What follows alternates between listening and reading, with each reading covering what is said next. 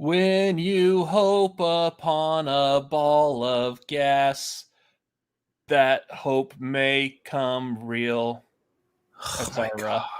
That's our copyright safe version of When You Wish Upon a Star. You know what? Never mind. Oh my God.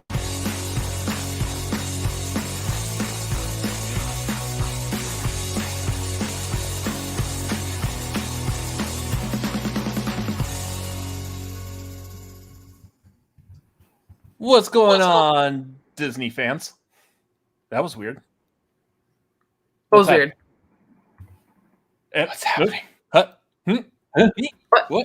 What's happening? This is a creative way to start the show. Let me just tell you, like right off the bat, just everything, just all kinds of like nutty and yeah, okay. What is going on, everybody? We are the Cinefanatics. My name is Robert Adams. I'm Chris Adams. I'm Tori Rose, and your lips are not matching your voices for me right now. Who? All of us? Yeah, it's like a what is it called? Those old karate movies where like the older Godzilla movies. Yeah. Like a bad dub. Yeah. Do I seem fine?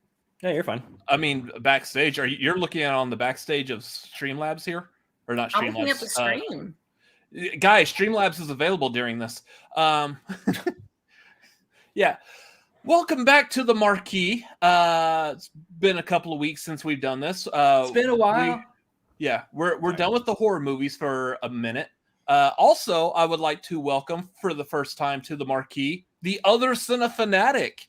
Chris is here. Chris has never done one of these. It's me. I can do one because we're not talking about spooky crap. Spooky crap. Nice. Anyways, so tonight we will be ranking primarily what I would say is like the most popular of the Disney Plus Day announcements. We're not going to rank all of them because we'll be here all night, and there's probably a bunch that there.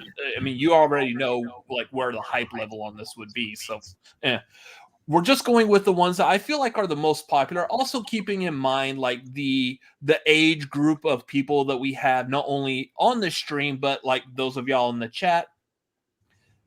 There might be some that y'all might be interested in that we're just going to kind of gloss over when it comes to ranking, but we're going to talk about them real quick before we actually get started with this.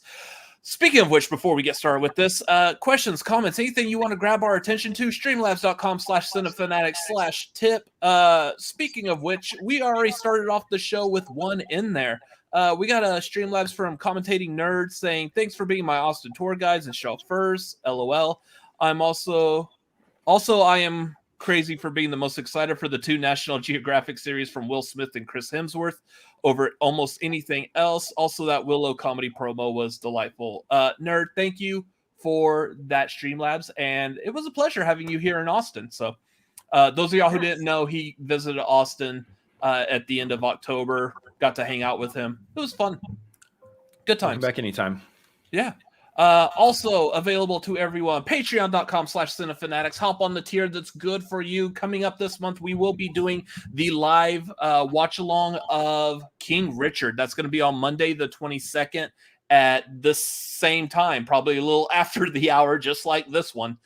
So make sure y'all are on or come back for that. That's probably going to be on Discord. It's not going to be on YouTube anymore. So if you're at the $5 Patreon level or higher, you'll be able to join us, and you'll actually be able to join us and like give your voice, opinion, stuff. We'll be able to hear you, however you word that properly. Anyways, you good? You got it? I think I'm fine. I think I can handle this. Okay. Uh-huh. Yep. Take another swig. There you go. Yeah, get that. That's okay. Get that your juice in your voices system. don't match your faces for me. It's fun. It's a good time. It's not working. I can Stop hear it. you. But... Stop it. I did that one on purpose. Oh no, it's Godzilla. Oh man, that's just like insensitive all over the place. It's a little laggy. I'm a little laggy for myself. Yeah.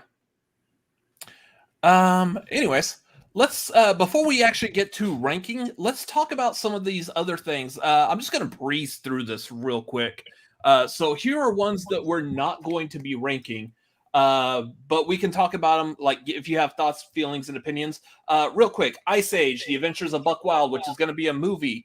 Ice Age was purchased, was a part of the purchase of Fox by Disney, so they decided to continue with the series. Y'all care about Ice Age?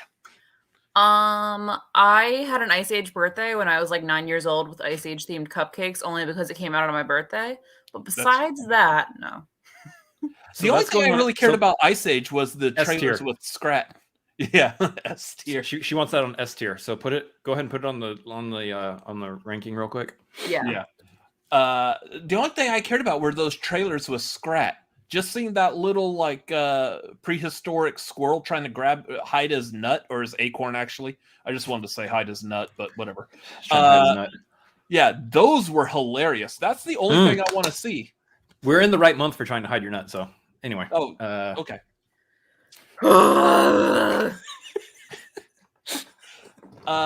Baymax. It's a TV series starring Baymax from Big Hero 6. I like the movie. But I don't know, given how much stuff I have to do and what limited amount of time I have for watching it, I didn't like the movie enough to want to continue watching a TV show about it.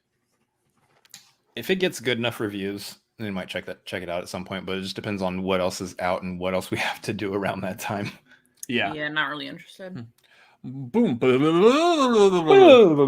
Or however, yeah. Cheaper by the Dozen. It's another movie. This is like the second remake now. There's been like 3 of them.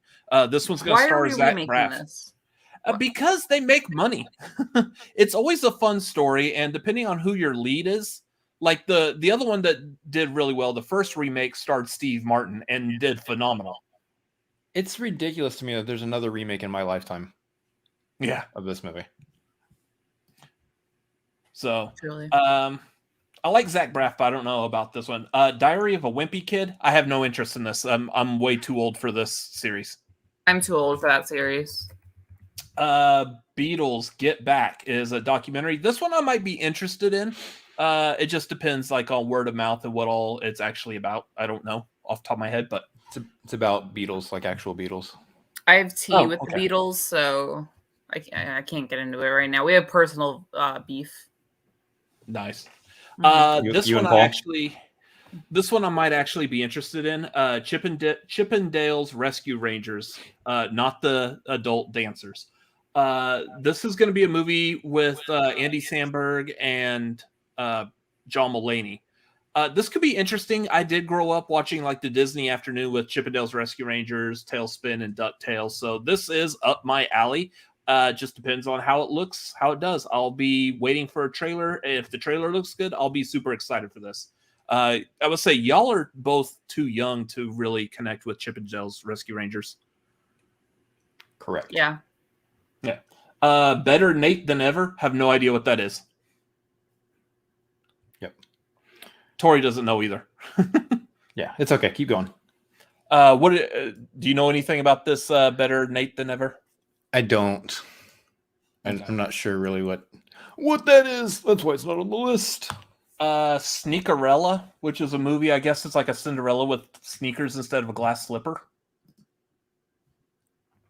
Yeah, I hear some people are actually pretty excited about that one, so that could be interesting to check out. Little redo on the Cinderella story. Mm-hmm. Let me see. Proud Family, Louder and Prouder. I know this is a very beloved cartoon series. Again, this is one of those that I'm just too old. Like I wasn't of the age range to watch this. There might be other factors as to why I didn't watch it. Sort of. It's not for my demographic, so to speak. Anyways, I don't know if y'all have. I think the two of y'all were probably closer to like the age range for. I think Proud Family was like just right after my time. Like I saw a couple episodes or something here and there, but I don't know if it was like anything I ever was like invested in. What thing are you talking about? Proud Family. Oh, series. I love that show as a kid. The Proud Family movie is very weird and very good. There's Peanut Men. There's like Rumpelstiltskin. It's like a whole time. So that one I think is pretty cool that they're bringing it back. Okay. Yeah. So that's one that you might be interested in. If we it's definitely, and it was also I think one of the first like animated families of color that Disney had, and like that actually they put money into. It was really good. So yeah, that one I'm excited to see come back. Yeah. High School Musical, the musical, season 3. Absolutely no interest whatsoever. Never watched any of the High School Musical anythings. I only saw the first movie. And with this not having Zac Efron in it, then it's a no-go for me. It's a no-go for me, bro. This was peak my generation. I had to dance to what time is it? It's the like I had to dance to that as a kid. When I took dance classes at like 10 years old. What was that again, Tori? What time is it? It's summertime. We're on vacation. What time is it? I don't know. There you go. You had your solo. I had to dance to that, and it was scarring. It was never my thing. I don't know why. I always found like the boy band-esque stuff, which I mean, High School Musical, it's very like preppy boy that doesn't curse. Never interested me. It just felt very artificial. I was too interested in who did I like at that point? I liked like metal guys and like horror movies, men. I probably like Jack Nicholson already, Michael Keaton probably already. So I was I was not a Zac Efron type. I like Zac Efron now more. We're talking about High School Musical. Yes. We're soaring, fly. Okay. Yes. The Spiderwick Chronicles series. Again, I never read the books. I don't know anything about them. I haven't watched the movies. So yeah. Same. All right. Glad we're not ranking that one. Under the Helmet, which is a terrible title. The Legacy of Boba Fett. Is that a terrible title? It is. Okay. But this could be an interesting documentary.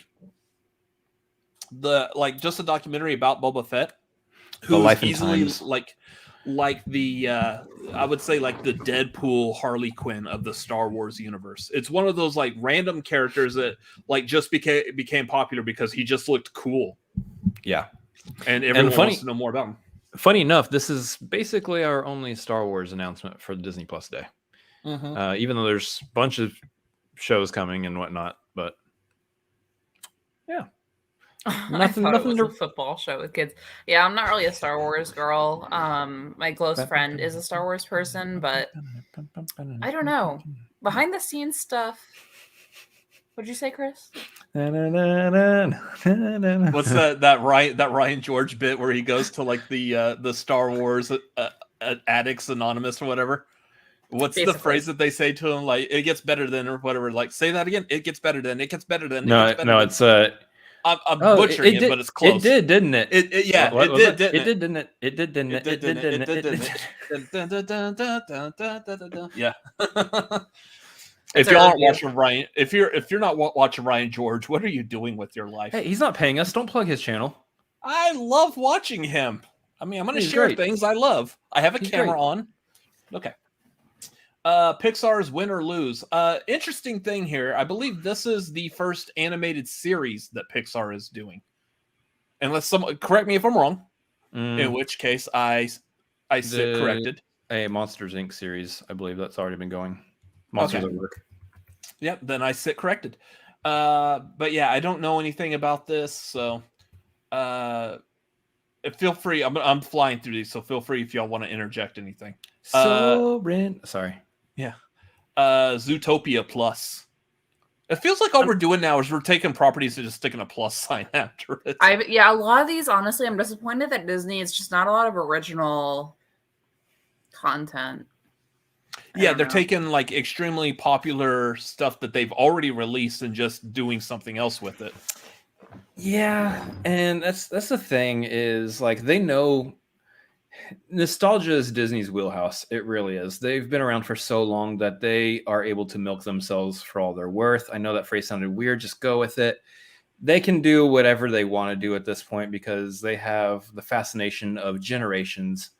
And the problem is that doesn't lead us to a lot of wholly new things coming out, especially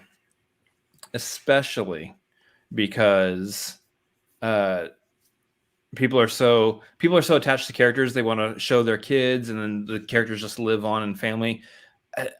Kids don't have a whole lot of like new characters to get attached to nowadays. I mean, you have like Uriah in The Last Dragon, which happens every now and then, but outside of that, you know, Not a whole lot. So it would make sense. Like even like was it Jeremy's saying in the 90s, Disney did that like crazy. There was an Aladdin TV show. I believe there was like a Lion King TV show. Stitch. Yeah, they took the popular Disney animated cartoons and turned them into TV shows. So like kind of like what you're saying. So the kids who enjoyed that movie still had more content with these characters that they could continue to enjoy over and over and over again, instead of rewatching the movie every weekend like I did as a kid. Well, it was also the time where they were releasing sequels to every single one of their popular movies direct to video, like every other week, just to get it into the kids' hands faster. Yeah. Zootopia was cute. It had some really good, cute moments. I don't know. I'm not on board with like a TV show though. I didn't see it. Yeah. Cars on the Road. Yes. I'm not the biggest Cars fan. What a boring title though. Just Cars. They're on the road. Yeah. They could have just called it Road Trip. Cars. Driving. I want to see one of like Mater eating taters. Like it's a whole like cooking show of like Mater showing you how to cook stuff by wrapping it in foil packets and putting it under his hood. And you hear Larry the Cable Guy going, "Gee Willikers, this smells fantastic." Oh my god. Get her done. I'm gonna let you sit in that. Yeah, okay. I tried. Whatever. Moving on. Fantastic impression. Yeah. What If Season 2? We knew this was coming. And we also know that What If Season 2 is also going to start covering some what if of Phase 4 of the MCU, which we're currently in. So we'll start seeing like what if Shang-Chi did something different or something like that. That could be interesting. I am interested in that, but I was already interested in that before this Disney Plus day. So these last two that I want to cover real quick, these were announced before at the Investor Day.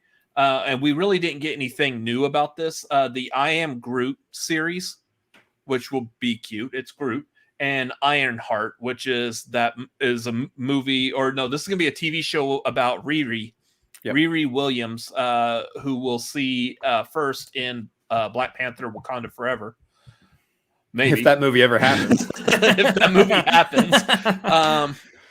Anyways, if not, we'll see Ironheart in this series. But yeah, interested in those, but I didn't include them in here because we just really didn't get anything new or whatever. And Armor Wars. We had just the logos of those shown to us again. Yeah. Anyways, so that is everything that we just wanted to quickly cover. Do we want to just quickly mention, because I know Nerd said he's most excited for the National Geographic stuff they called out. I know one of them was like America the Beautiful, which is like we're American gonna cover landscapes. Those. Yeah, we're gonna cover the Nat Geo ones in the ranking. I put them in. Oh no, I didn't see them on the list. Sorry, Chris told me to add them, and so I changed them at the last second. They're sabotaging me, y'all. Yeah, I swear. Yeah. I swear. Okay, I wanted to make sure because I know Nerd is excited. This is what happens when two of the three members live in the same apartment. Mm-hmm.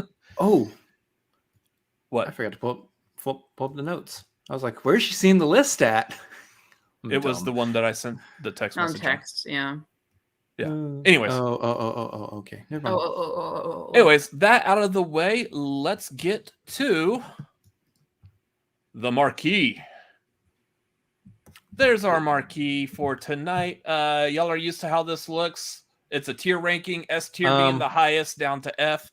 What? Why does each individual light bulb not have Mickey ears? Are we not the shills that we thought we were? I don't have that kind of time.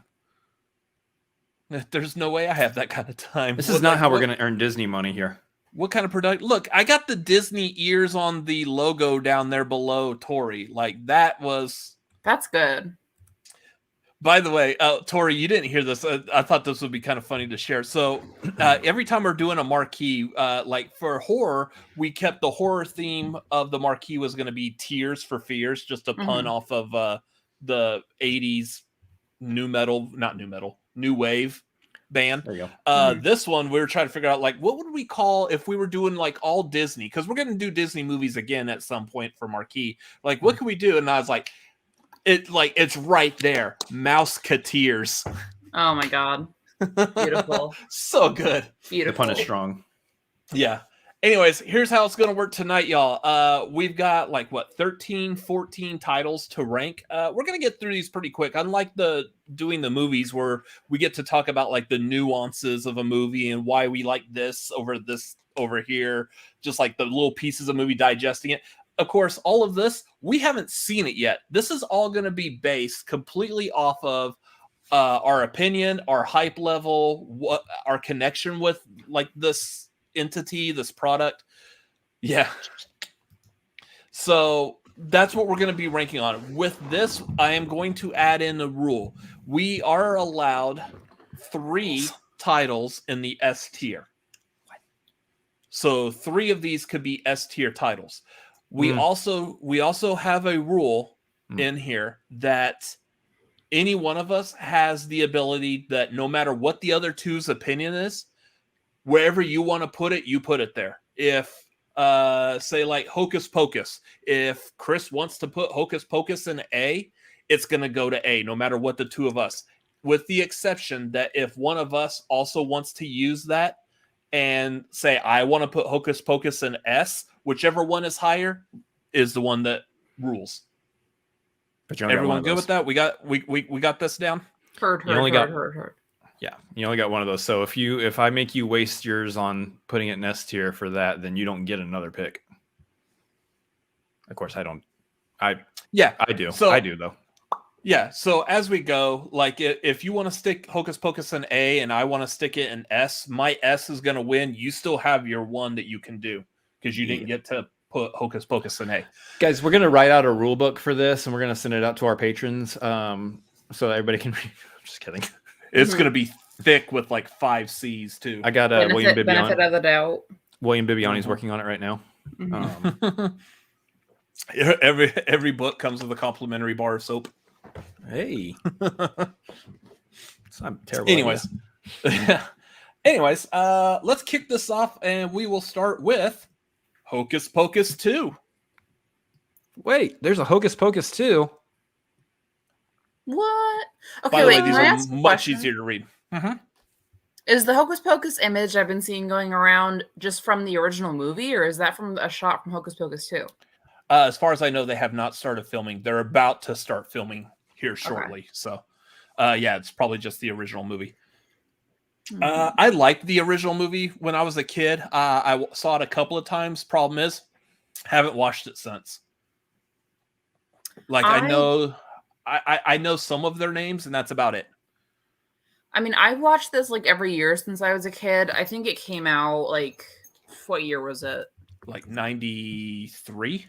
Yeah, so it was there from when I was born. And my sisters loved it. I'm the youngest of 3 girls, so they were watching it, and I was watching it pretty much as a baby. I do think I don't feel like it needed anything more. I think there's something kind of very time sensitive about Hocus Pocus. It has a 90s feel. The budget wasn't that high, so the effects are pretty 90s again. Yeah, I don't need a sequel. The stuff with Zachary Banks is adorable. It's classic. I don't think you can capture that again. But he was the kitty cat. But the sister, we had that moment at the end, and they walk off, and they're I don't know. I think again, this is Disney trying to milk a franchise that has kind of gotten a cult following in the last 10 years, and I don't know what they could do with it. I guess besides have the witches come back for entirely new characters, but Chris. I don't think I've ever seen the first one, so I don't. I've got no opinion at all. Yeah, so not anxious. That's why I did not answer that question correctly during the Schmodown, during the FCL match. Oh.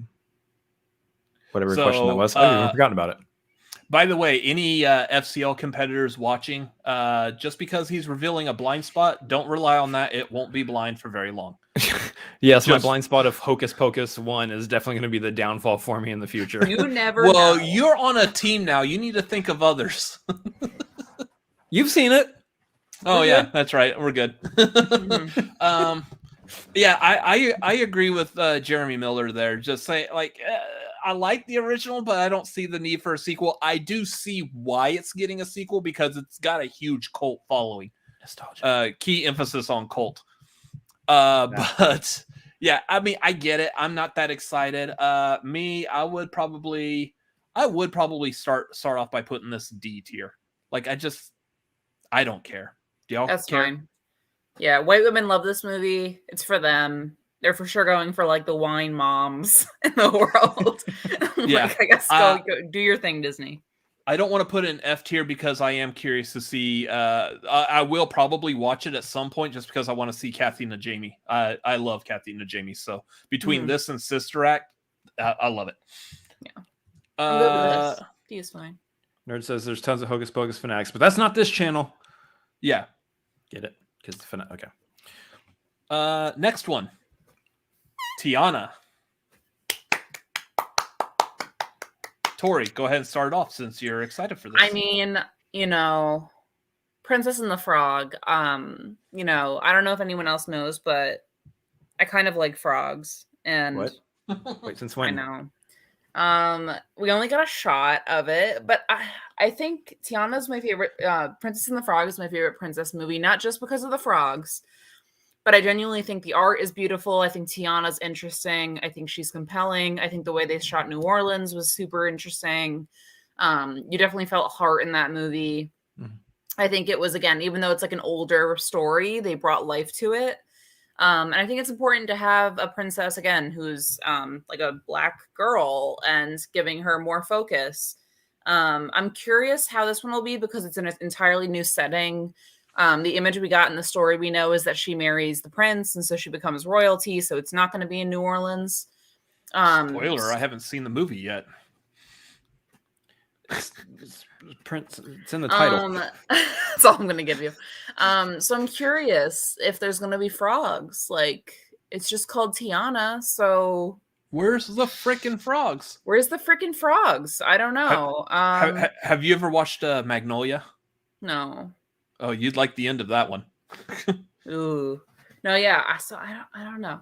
I don't know. I would say I'm excited for it, but I would even not put this at an S for me because all of these announcements didn't really like do it for me. So for me, this would probably be like an A. Be an A. Chris? Having just recently seen Princess and the Frog for the first time, I have just recently watched it. I thought it was fine. I'm calling on you. Yeah, I thought it was fine. I thought it was a cute little movie. I probably not. Wait, did we say whether this is a series or a movie? It's a series. This is a series.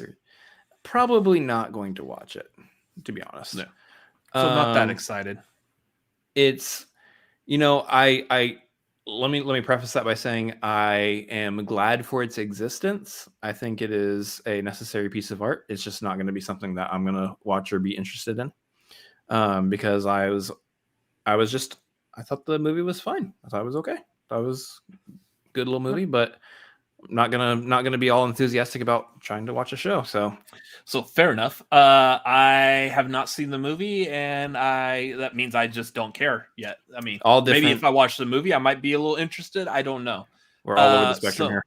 So I will leave y'all. I will leave the two of y'all. Where do y'all want to rank this? Tori, you said A. Yeah. Chris, I mean, I'll defer to Tori on this one. I'll say like at the very least, probably maybe the lower end of the A. So like this. Yes, just stick it on the line. On the line. Just stick it on the line. So we'll put it down here, but it will go in A.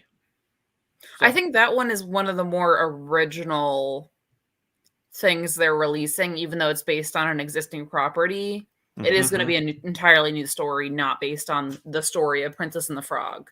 So I think that's what gets me. That's what's really got me kind of curious about it too, because the story, the whole story of the original movie was her trying to get that restaurant off the ground, and then now they're telling us she's running away from that. Like, I don't know what's going on there.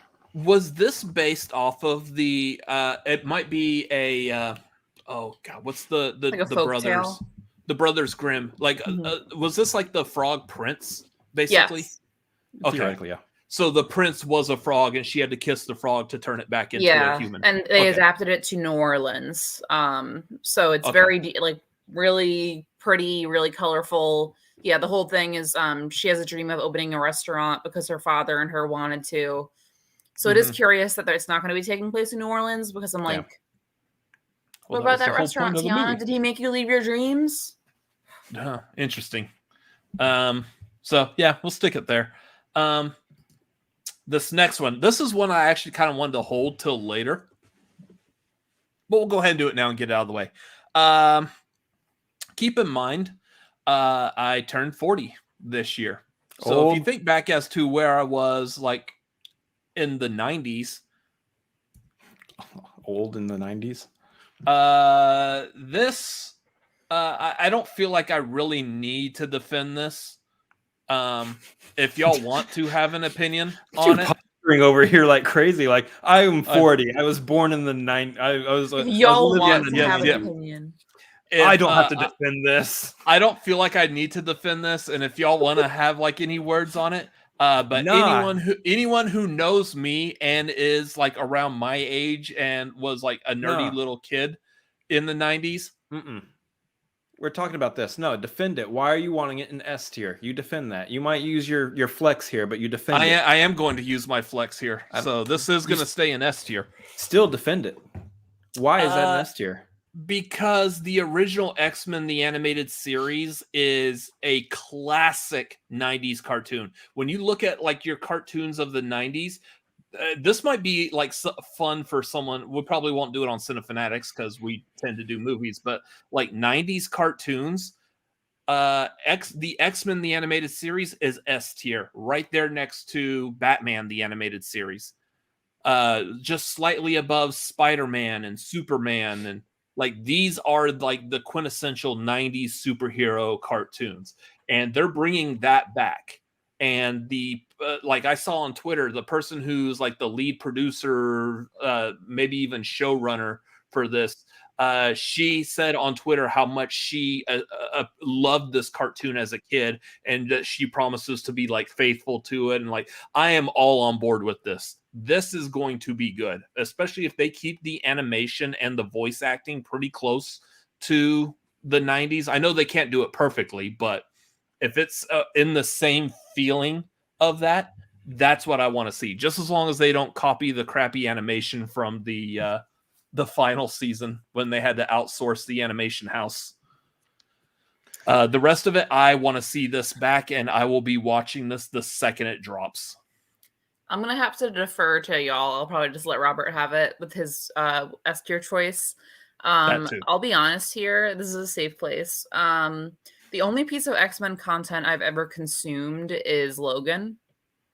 Ever. So... Oh, you haven't even watched the other X-Men movies? I was kind of too young. Like, when did they came out? Like mid-2000s? The first ones came out. The first ones came out like while you were probably like 3. Yeah, I mean, the first time I started getting into superhero movies, it was Iron Man, 2008. Yeah. And I don't think I like had the ability to go back and watch stuff at 10 years old. Like, I didn't have a lot of power over what I could go back and watch. So I just felt like I missed the boat. And it's something I want to watch. I have a lot of respect for the franchise. I just don't have an emotional connection to it. So to me, it's just like, I have no idea I don't even know what it is. So I'm going to have to defer to Robert on it. And you just weren't interested in like First Class and Days of Future Past and all that. I just felt like, I was like too late for it. I don't know. And I couldn't figure out at that age, like the order of things. Like I didn't know. Tori, to be fair, with the X-Men movies, the way they've been presented, nobody can figure out the order of them. They don't know the order of things. Was just like, I don't know where to start and like what's going on. So I definitely need to sit down and watch it. What was I going to say? Oh, you know what's weird? Okay, quick little thing. I've been working at this new Christmas job, and I met someone who was born in 2006. Oh my god! They let toddlers like out on their own to go to public venues. Yeah. That's weird. So anyway, I'm just saying I'm not the youngest. Was this person walking there, or did they crawl to? They had a car. Wait, how did infants get driver's license? They were laws. Born a year before I graduated from high school. This hurts my brain. Can we move on? Yes, we can. Yes.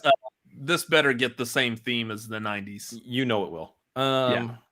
Obviously, you're going to use your flex here, and is that what we're calling it? You're going to flex on it. I don't know. You're going to use your. Okay, that's bad idea. I regret everything. But yeah, you're out of the three of us. You care most about this. I was never into the 90s cartoon. I was never into really like the 90s superhero cartoons. I wasn't into like superhero stuff at that time. I was a little kid, and I think my thoughts and brain were somewhere else. I don't know where. I love the Batman series, so if you're saying it's up to quality with that, Robert, then I'd probably like it. It's different kind of animation, but like, I would actually probably still edge out Batman the Animated Series as probably the best 90s cartoon, but X-Men is right behind it. Mm-hmm.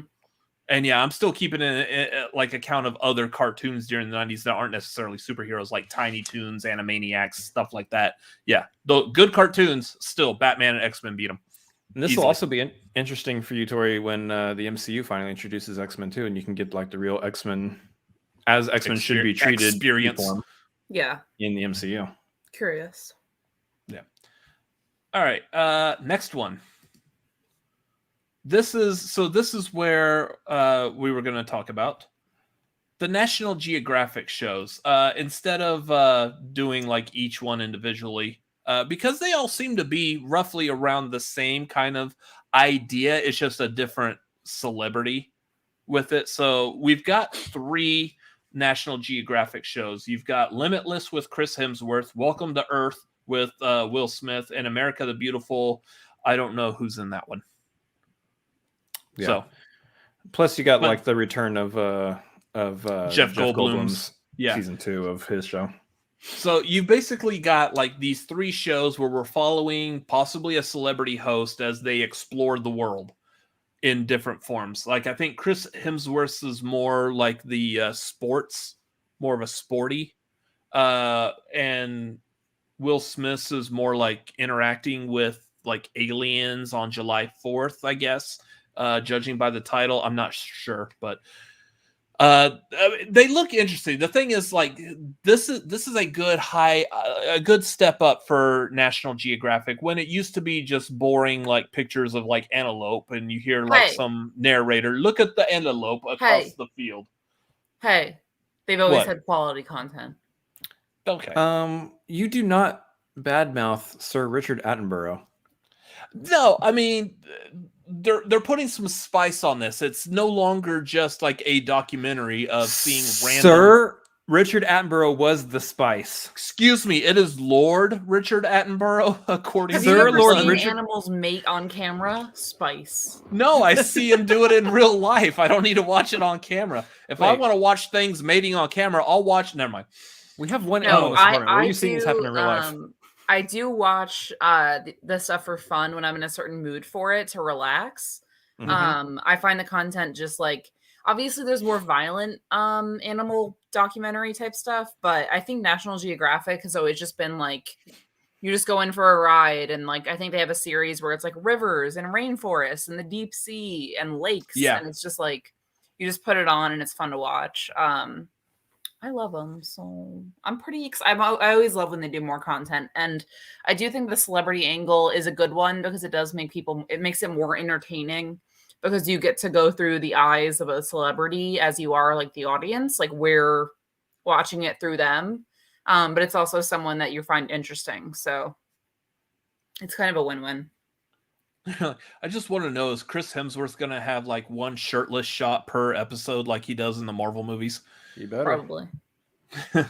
I mean, yeah, the thing is they've been doing pretty well with the National Geographic content on Disney Plus. So for the world according to Jeff Goldblum or whatever it is, they've had like some interesting episodes. I've caught a couple of those. They've been pretty intriguing. I am curious as to this whole like view from Chris Hemsworth's point of view, Will Smith's point of view. I would call this probably a good solid B is where I'd want to put it. I think the benefit here and what's really going to be the big sell, and they think they know that, is the Will Smith and the Chris Hemsworth of it all. They picked individuals who have just the most charismatic personalities to host these shows, to lead these shows. And I think that's, the nature side of it is fascinating, but the hosts that you have involved here are going to up the level of it. So I think also you're going to see a world where if these shows get watched, Brennan's right. It's David Attenborough. I said Richard Attenborough. Whatever. Who's Richard Attenborough? That's his like brother. Jurassic Park. Wait, was that not the same guy? It's not. I thought the guy from Jurassic Park was the one who narrated the National Geographic videos. It's not. I really the same don't know. Person? So okay. the point is they got some good hosts for this, and I think that's going to be your strongest selling point. In that, hopefully we get some more of these kinds of shows in the future with new and different hosts too. Who, So National Geographic did spare a little bit of expense. A little bit. It sounds like, I don't know. Jerry Miller's right. Sigourney Weaver would be interesting at some point.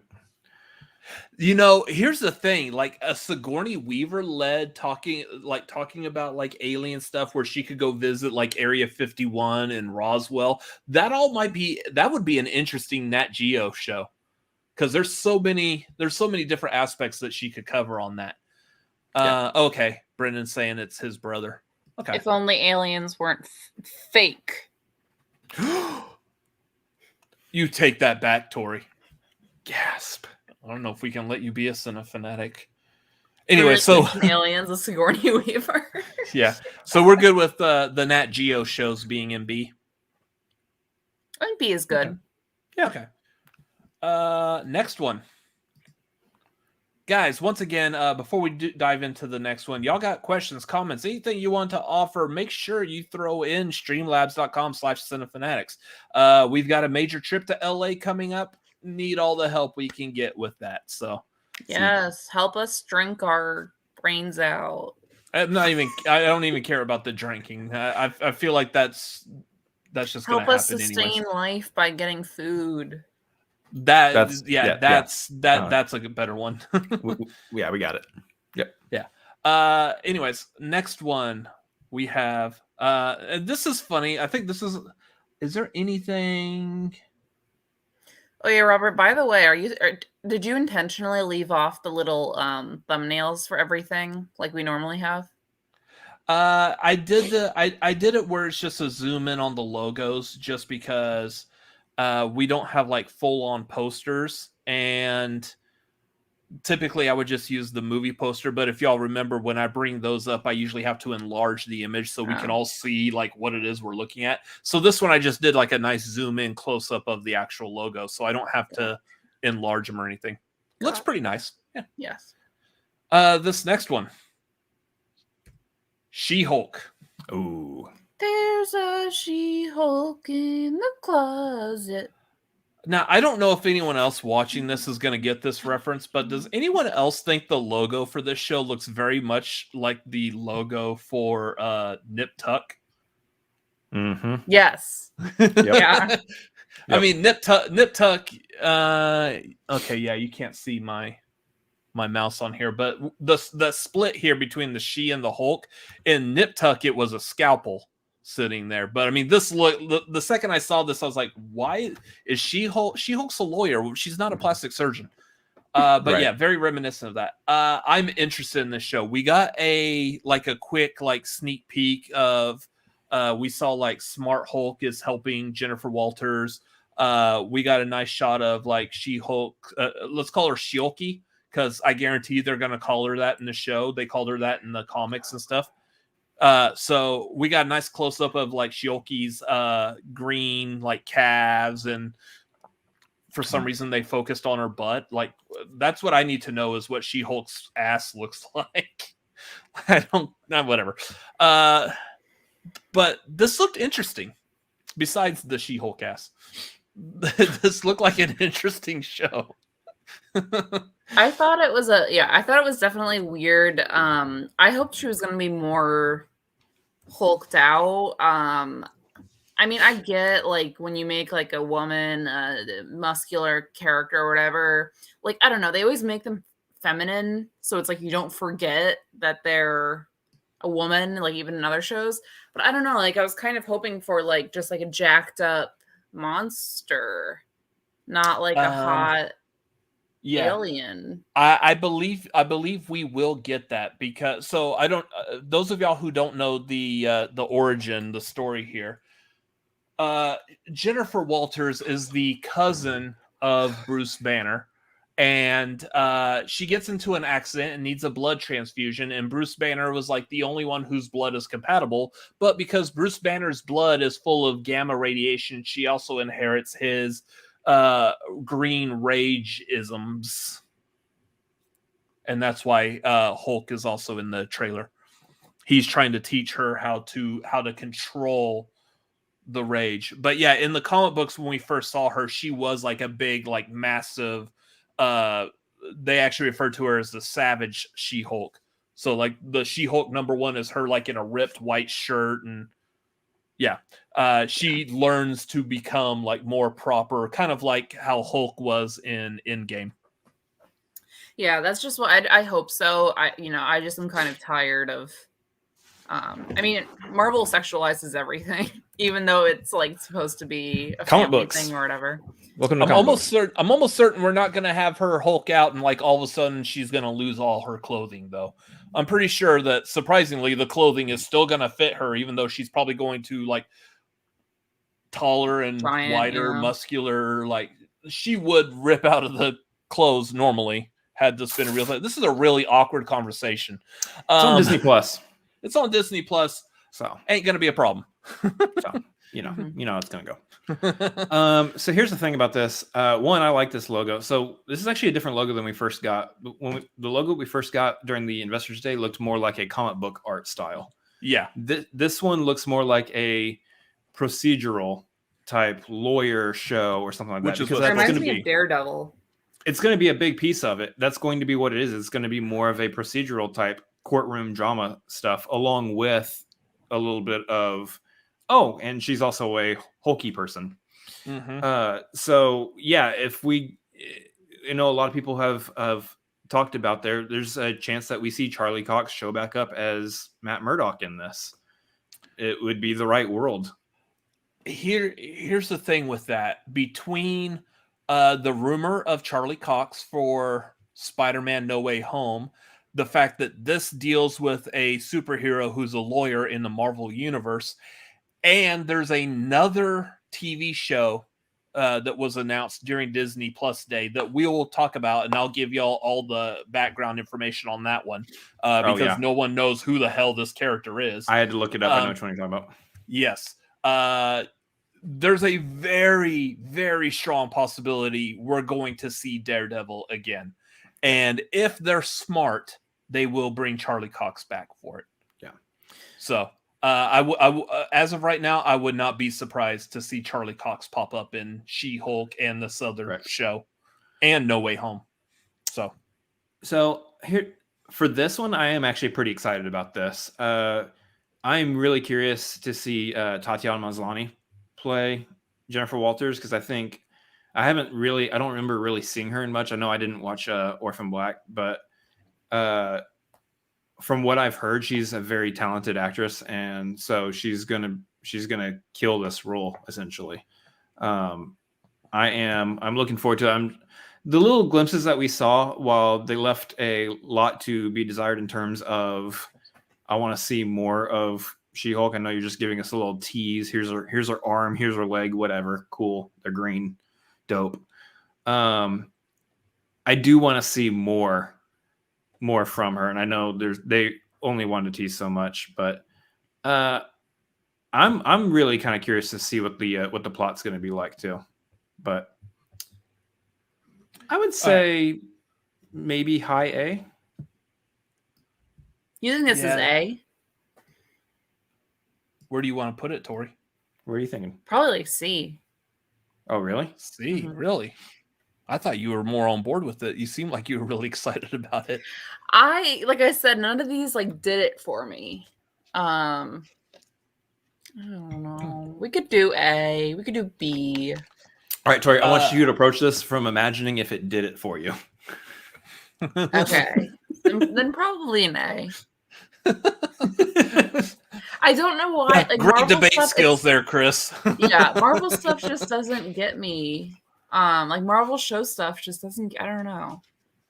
I'm kind of like, do we need a show before the movie? Yeah. You hear that, Feige? You need to appeal to Tori because Hey, it's your nerd. bread and butter right here. You saw how it worked right before your eyes. I'm just saying. I don't know. I don't know. Yeah, I guess an A. I would say, Tori, like I don't know if you've done like any reading or background information on She-Hulk, Jennifer Walters. I would, from what I've known of you so far, I feel like this is something that you would be interested in. Are you trying to tell me she's gay? No. Oh. No.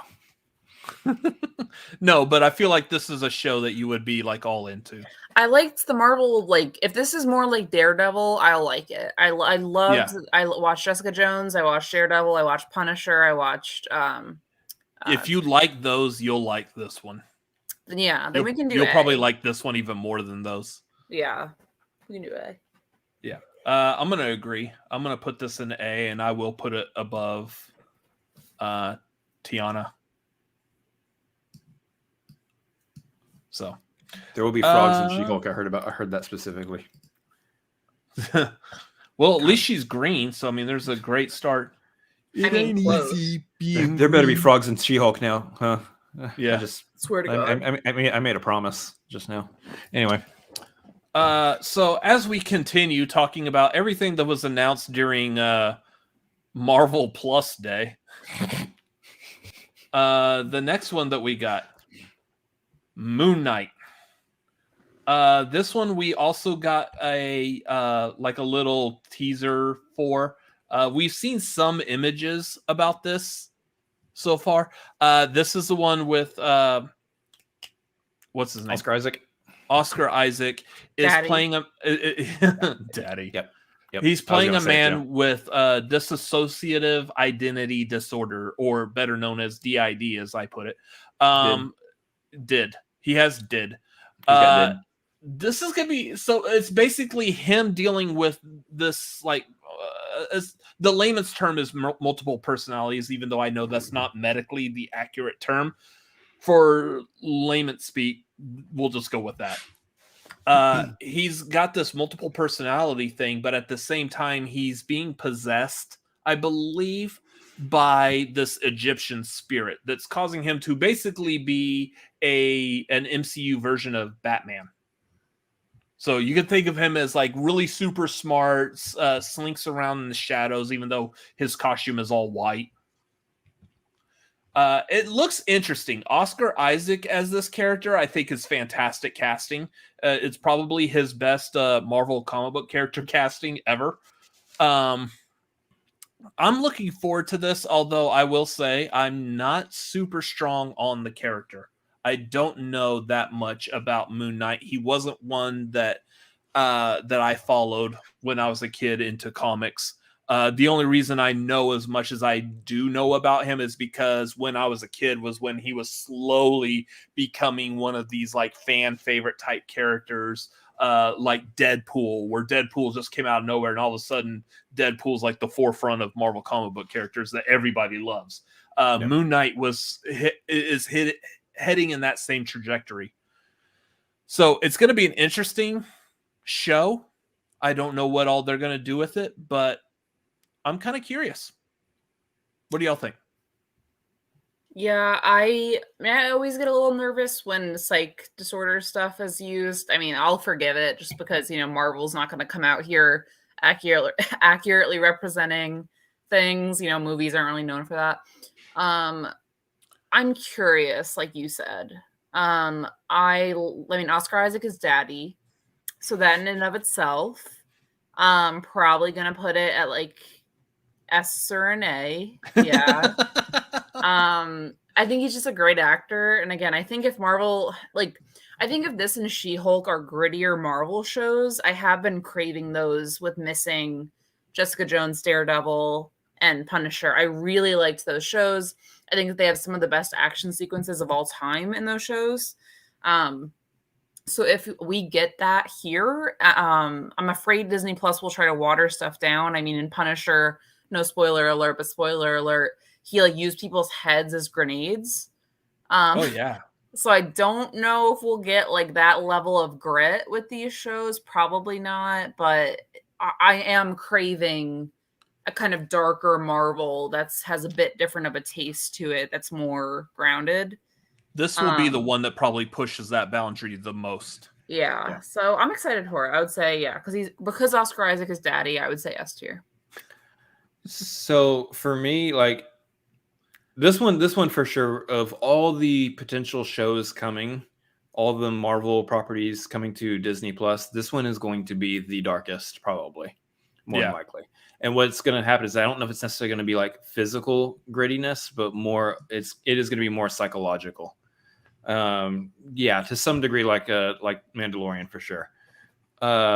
It's going to be a little bit more playing into the psychological thriller aspect for sure. For Legion. me, I think that I think this is going to hit like Legion. Maybe not as far out there psychedelic as Legion was, but like it'll be close to that same kind of vein. I think this one has, of all the things on this list, I think this one has the most interest for me. So I'm pretty sure we're already planning on putting it in S at this point, but I will use my thing to stick it in S and keep it in S. Whatever we're calling it. Stick it and keep it in. I'm gonna stick it and keep it. Oh my gosh. Are you proud of yourself? You said that live on air. Are you happy with that? No take backsies. We're gonna clip that out. That'll be like the new GIF. I'm gonna stick it in, keep it there. Yeah. So Moon Knight goes in S tier. High quality content, y'all. The S tier is now forever known as the stick it and keep it in tier. That's what S stands for. Everyone's thinking like superb or whatever. No, it's stick it in and keep it there.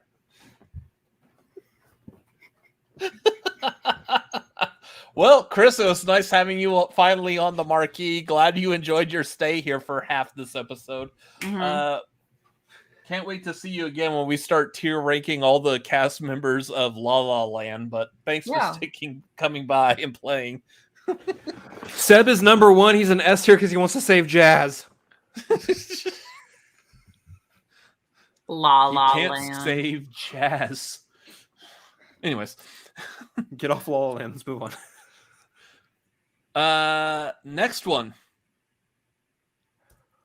Let's tackle Miss Marvel, and I can't see it over there.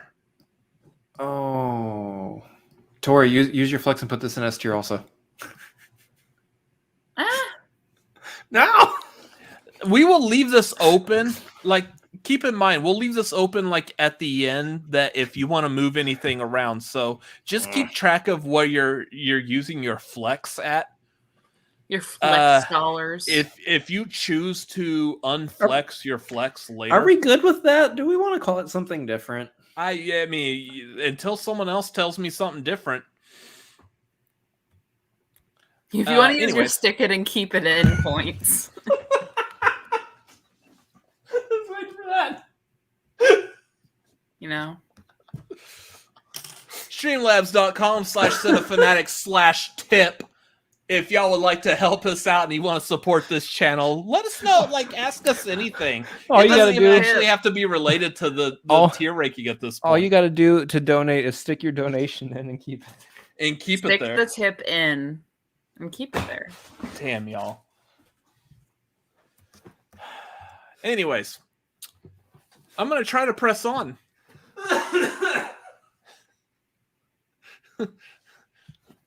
Hey, here's the thing. Y'all want to veto? Hey, this might actually be something that we do. You want to veto? Streamlabs. Streamlabs, you can veto. We will. We will. I didn't say we will veto. We will just. We will entertain veto opinions. But yes, we'll consider it. You won't know unless you donate. We'll pause the show and interact with you in the chat to hear your opinion and discuss it. That might be like a cool idea, like in the future. Like if you Streamlabs a certain amount, we'll send you the link. You could come on and argue your point. That might be interesting. $300 Streamlab. Yeah. God, man, you really hold yourself up high on a pedestal, don't you? Nope. I just don't want some random person to come on here and just start dropping bombs that they shouldn't be dropping on our channel. Speaking of which, Tori's cussing tally. What did I say? Wait, when did that happen? Rachel says, fake vetoes. I blacked out for a minute there, so Tori could have said something and I just wasn't even aware. I said nothing. No, I was just bringing up the cussing tally just for funsies. Miss Marvel. This was another one that we got like a little preview trailer, like with She-Hulk. This one was kind of interesting because we saw Miss Marvel putting on what looked like a really high-end Captain Marvel Halloween costume, which was cool, even though, like, if y'all know the comics, that's not the costume that she wears. This is going back to man, why am I blanking on her name? Kamala Khan. Mm-hmm. So this is Kamala Khan, who's a Pakistani superhero. She has stretching abilities like Mr. Fantastic of the Fantastic Four. We've seen pictures, like I think they've leaked pictures of her on set in like the actual Miss Marvel costume that she wears from the comics. But we didn't see that in this little preview trailer. This looks interesting. And again, going back to the fact that we're going to get a preview of her in the Marvels movie, which is essentially Captain Marvel 2. This one could be interesting depending on what they do with her character, but I don't think they showed us enough. They showed us the equivalent of Shazam playing with his powers. Yep, cool. Mm-hmm. Just to be clear here, I believe the show comes out before Marvels does. Okay. So we're getting technically our preview of her in her own show before she's in the actual movie. Okay. Yeah, that's it. We haven't had that yet, have we? No, because we haven't had too many shows yet to push. But I mean, even the shows that we have that we know are coming out, we don't have anything really like that. I mean, we know that Anthony Mackie is going to be Captain America now going forward. So the next Captain America movie, Anthony Mackie is going to be Cap. Yeah. Okay. But other than that, this looks interesting. Again, I really wasn't following comic books at the time that Kamala Khan became popular. Mm-hmm. So I don't know too much about her. But Tori, what do you think? This is okay. I don't know. The Marvel TV shows, again, just like, I don't know. There's something about it. It doesn't do it for me. This was like pretty average. Like if it gets good reviews, I'll watch it. But if not, like probably not. So I'd probably stick it in C tier, to be honest with you. Like middle ground. I know Chris wants it S tier. Yeah.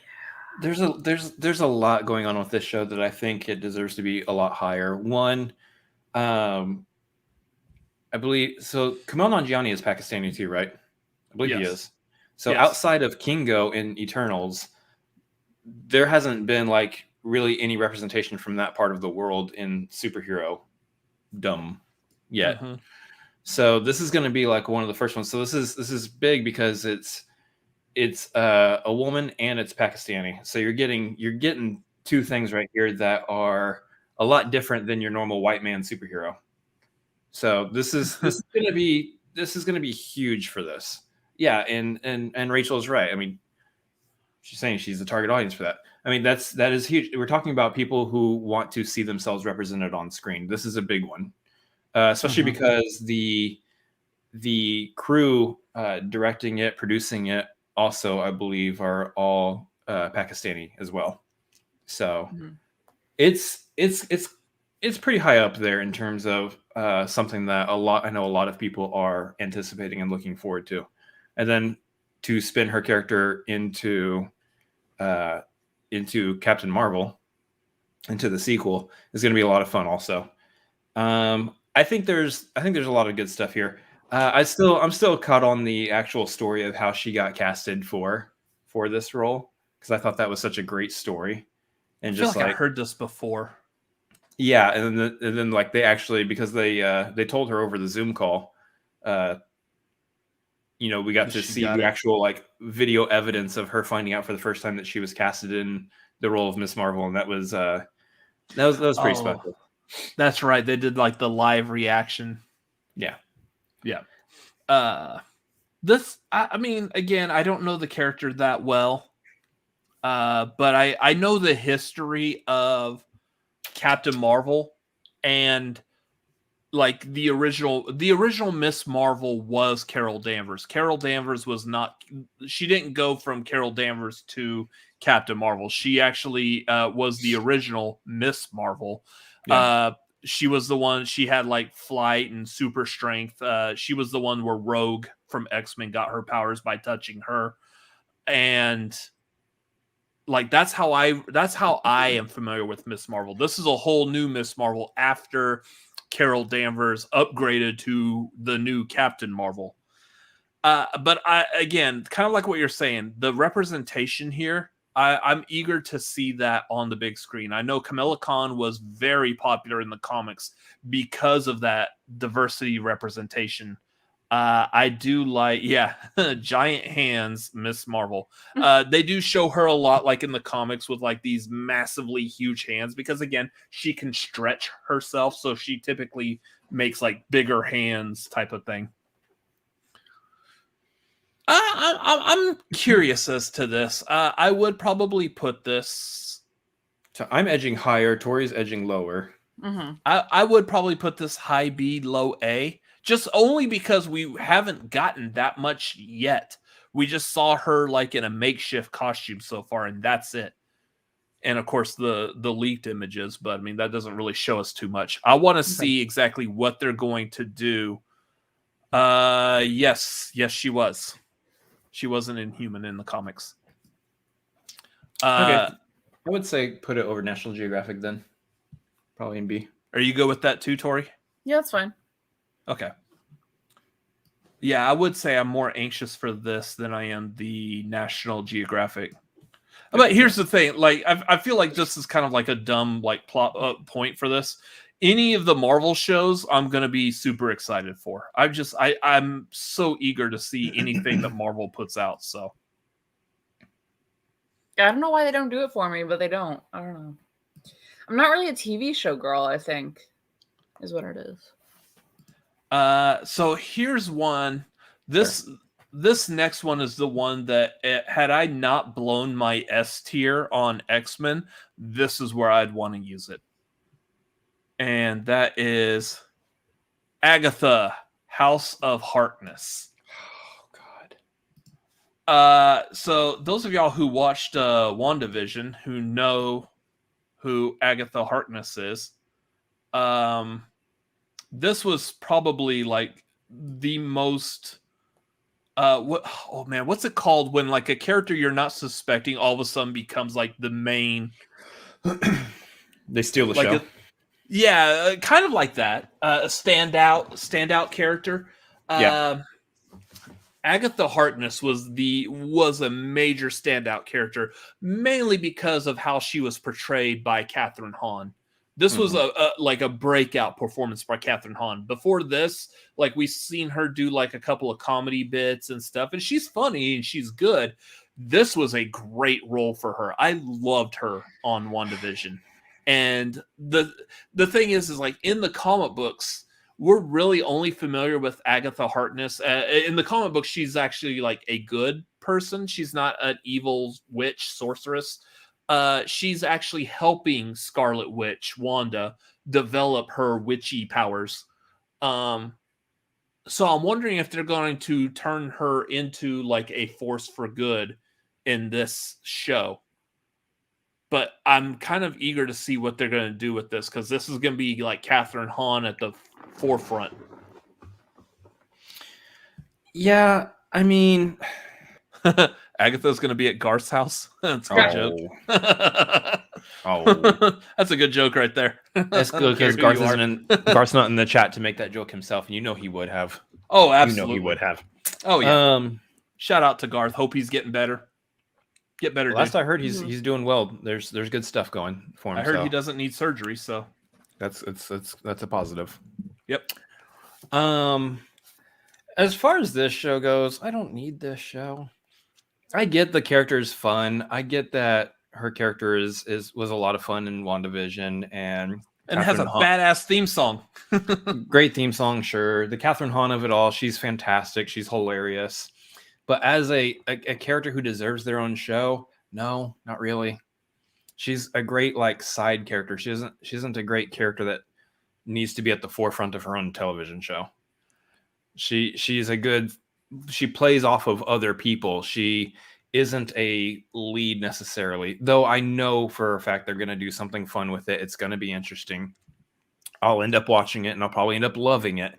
It's just that I don't necessarily think this character needs to have their own show. I think she's very well suited to be in other people's stories.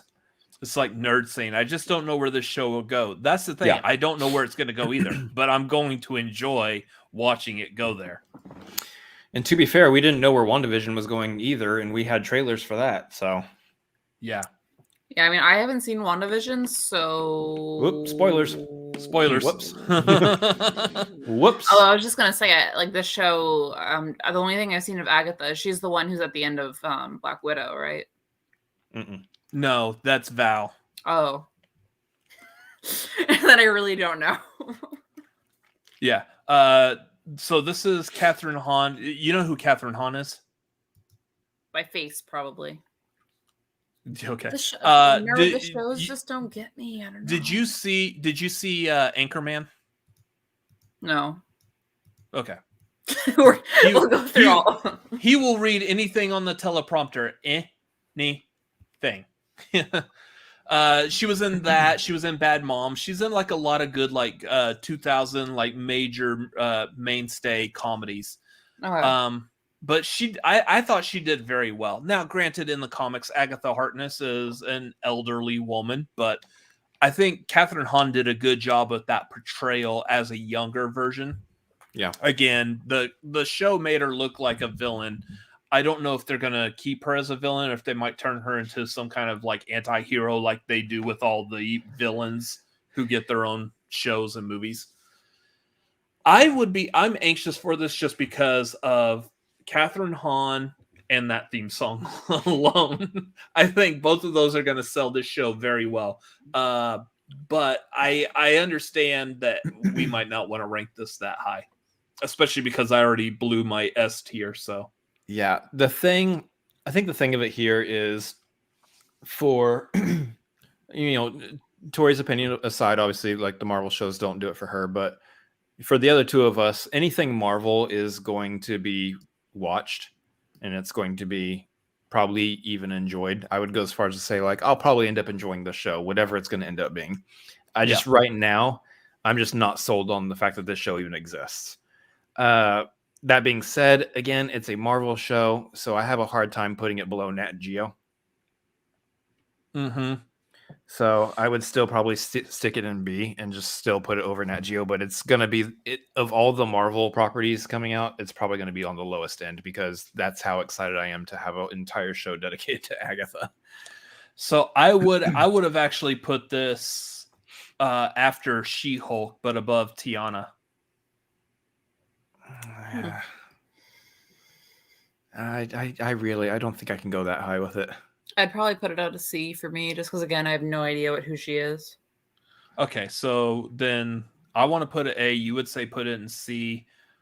And I'm saying put it in between. Split the difference. Put it in B, right between Miss Marvel and Nat Geo. That poor Nat Geo is going to wind up in F by the time we're done with this. But Probably. But Rachel brings up a good point. She has to pay for Sparky. Bring on the vengeance. Hold on. We're giving a show to Agatha after what she did to Sparky? Absolutely not. F tier. Is Sparky an animal? yes, Sparky was an animal. Whoa. Did she kill an animal? Yes. It's implied that she killed an animal. Well, no, she actually said it in the I killed Sparky too. Well, she was also being a sassy something or other there. So I don't know if we can take her at her word. I don't know. Yeah. Let's take a break from Marvel real quick. Thank How you. many more of these do we have? We have 1, 2, 3, 4, 5, 6, 7 tier list. Oh, that. Mhm. So we still have like 7 more to go. So we could like speed up a little bit if we would like. Let's take a break from Marvel. Let's get into Disenchanted, the sequel to Enchanted, starring our sister Amy Adams. Is she going to be in this? She didn't tell us. She is going to be in this. Oh, okay. She didn't tell you. She told me. No, Wait, she's talking to you? Mm-hmm. Good Lord. Yeah, we made up after the chicken incident. I don't know why she's not talking to me. Because you refused to budge on that. She was wrong. Anyway, let's move on. And that's why she's not talking to you. Yeah, I'm going to be stubborn about this forever. So Tori's like, what the hell's going on? So I don't have a whole lot of like attachment to the first movie. I think I saw it once and I was like, oh, this is cute. This is good. This is kind of like Princess of the Frog for me. It was good. But I don't have like a whole lot of attachment. Now, what I am interested in is that what they're doing here with pushing a sequel for this to Disney Plus. I think that's interesting. I think that actually is opening up a lot of really interesting doors to what Disney can do with some of its properties with Disney Plus. Because there's a lot of they've got, who knows how many different franchise potential movies out there that they can, maybe not necessarily want to push a sequel to a movie theater, but they can put it on their streaming service at little cost to them in terms of pushing it out, in terms of like, getting it out there. So I think this is like a really interesting idea, just in general. Now, for this particular movie, I'll probably watch it. I'm not like super enthusiastic, but I'll probably watch it. I have no interest in this one. Probably D tier for me. Okay. I feel like kind of like Chris. I saw the first movie. I was like, oh, this is cute. But I also understand like how like extremely popular that movie was. And people have been begging for the sequel for quite a while now. So my personal, I would probably put this as a C. I can't see this being that much higher. I would honestly, like looking at the marquee as it is right now. He said the name of the show. I probably would put this above Hocus Pocus. So yeah, C tier would make sense for me. Yeah, I definitely would want to see this more than Hocus Pocus 2, just because I haven't watched Hocus Pocus 1, but I have seen the first one of this. That's the extent of that would be the extent of it for me. So I mean, it can go high D, it can go somewhere in C. I'm fine with either one. I'm thinking C. Everyone good with C? Yeah. I believe. Yeah. Is anything going to go in F? I mean, if we were talking about High School Musical, the musical season 3, we could just give that one the honorary F. Oh, ouch. Honestly, I'd be down. Make a statement. Create it real quick. Unfortunately, I don't have the graphics set up for that, so I might do that. Like I might do like take the screenshot of this and put it up on Twitter, and I might throw in like High School Musical, the musical season 3, stick it in F, before sharing it. But we'll get so much feedback for that. Yeah. You don't know anything. Okay. Let's get back into Marvel though, because this was a very Marvel heavy day. We've got Marvel Zombies, which if y'all watched What If, we got an episode of the Marvel Zombies, which, given the fact that we now have a animated show coming out, I'm going to guess it's going to be the same animation style as What If. I'm guessing the executives were probably watching how like the public opinion of that one particular episode was. And I guess they weren't watching us talk about it. No. So here's the thing. And I said it when we reviewed that episode on Tagline, Wednesday nights at 8 Central, 6 Pacific, 9 Eastern. Yeah, Take a drink. He plugged.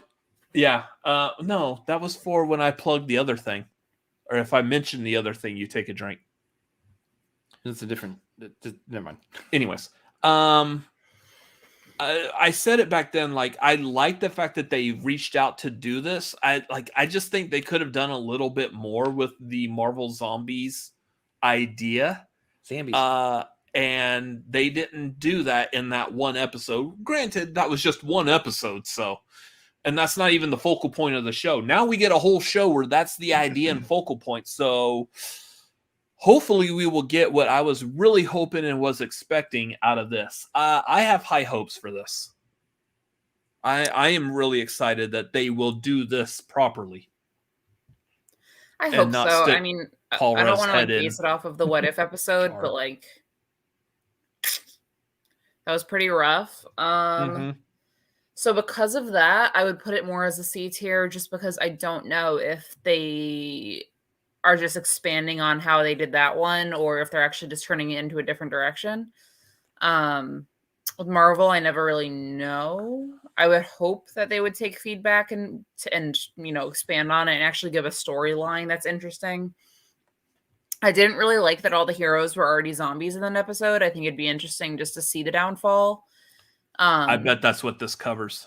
Yeah, and like to me, even though we've always seen like the start of a zombie apocalypse in every zombie movie, to me it's interesting with the Avengers. Like it makes it different. Like how do they address it? What decisions do they make? Are there internal conflicts between them, like in Civil War, where they think they should intervene or not, or what countries decide to do, what they don't decide to do? Like I think all that stuff could be interesting.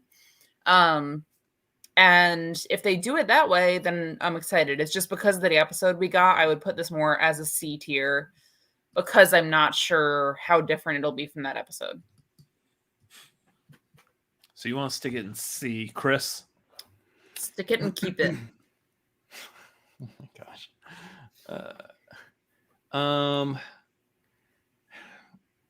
So I said that I don't think too many of these Marvel properties should go below Nat Geo in terms of my excitement. I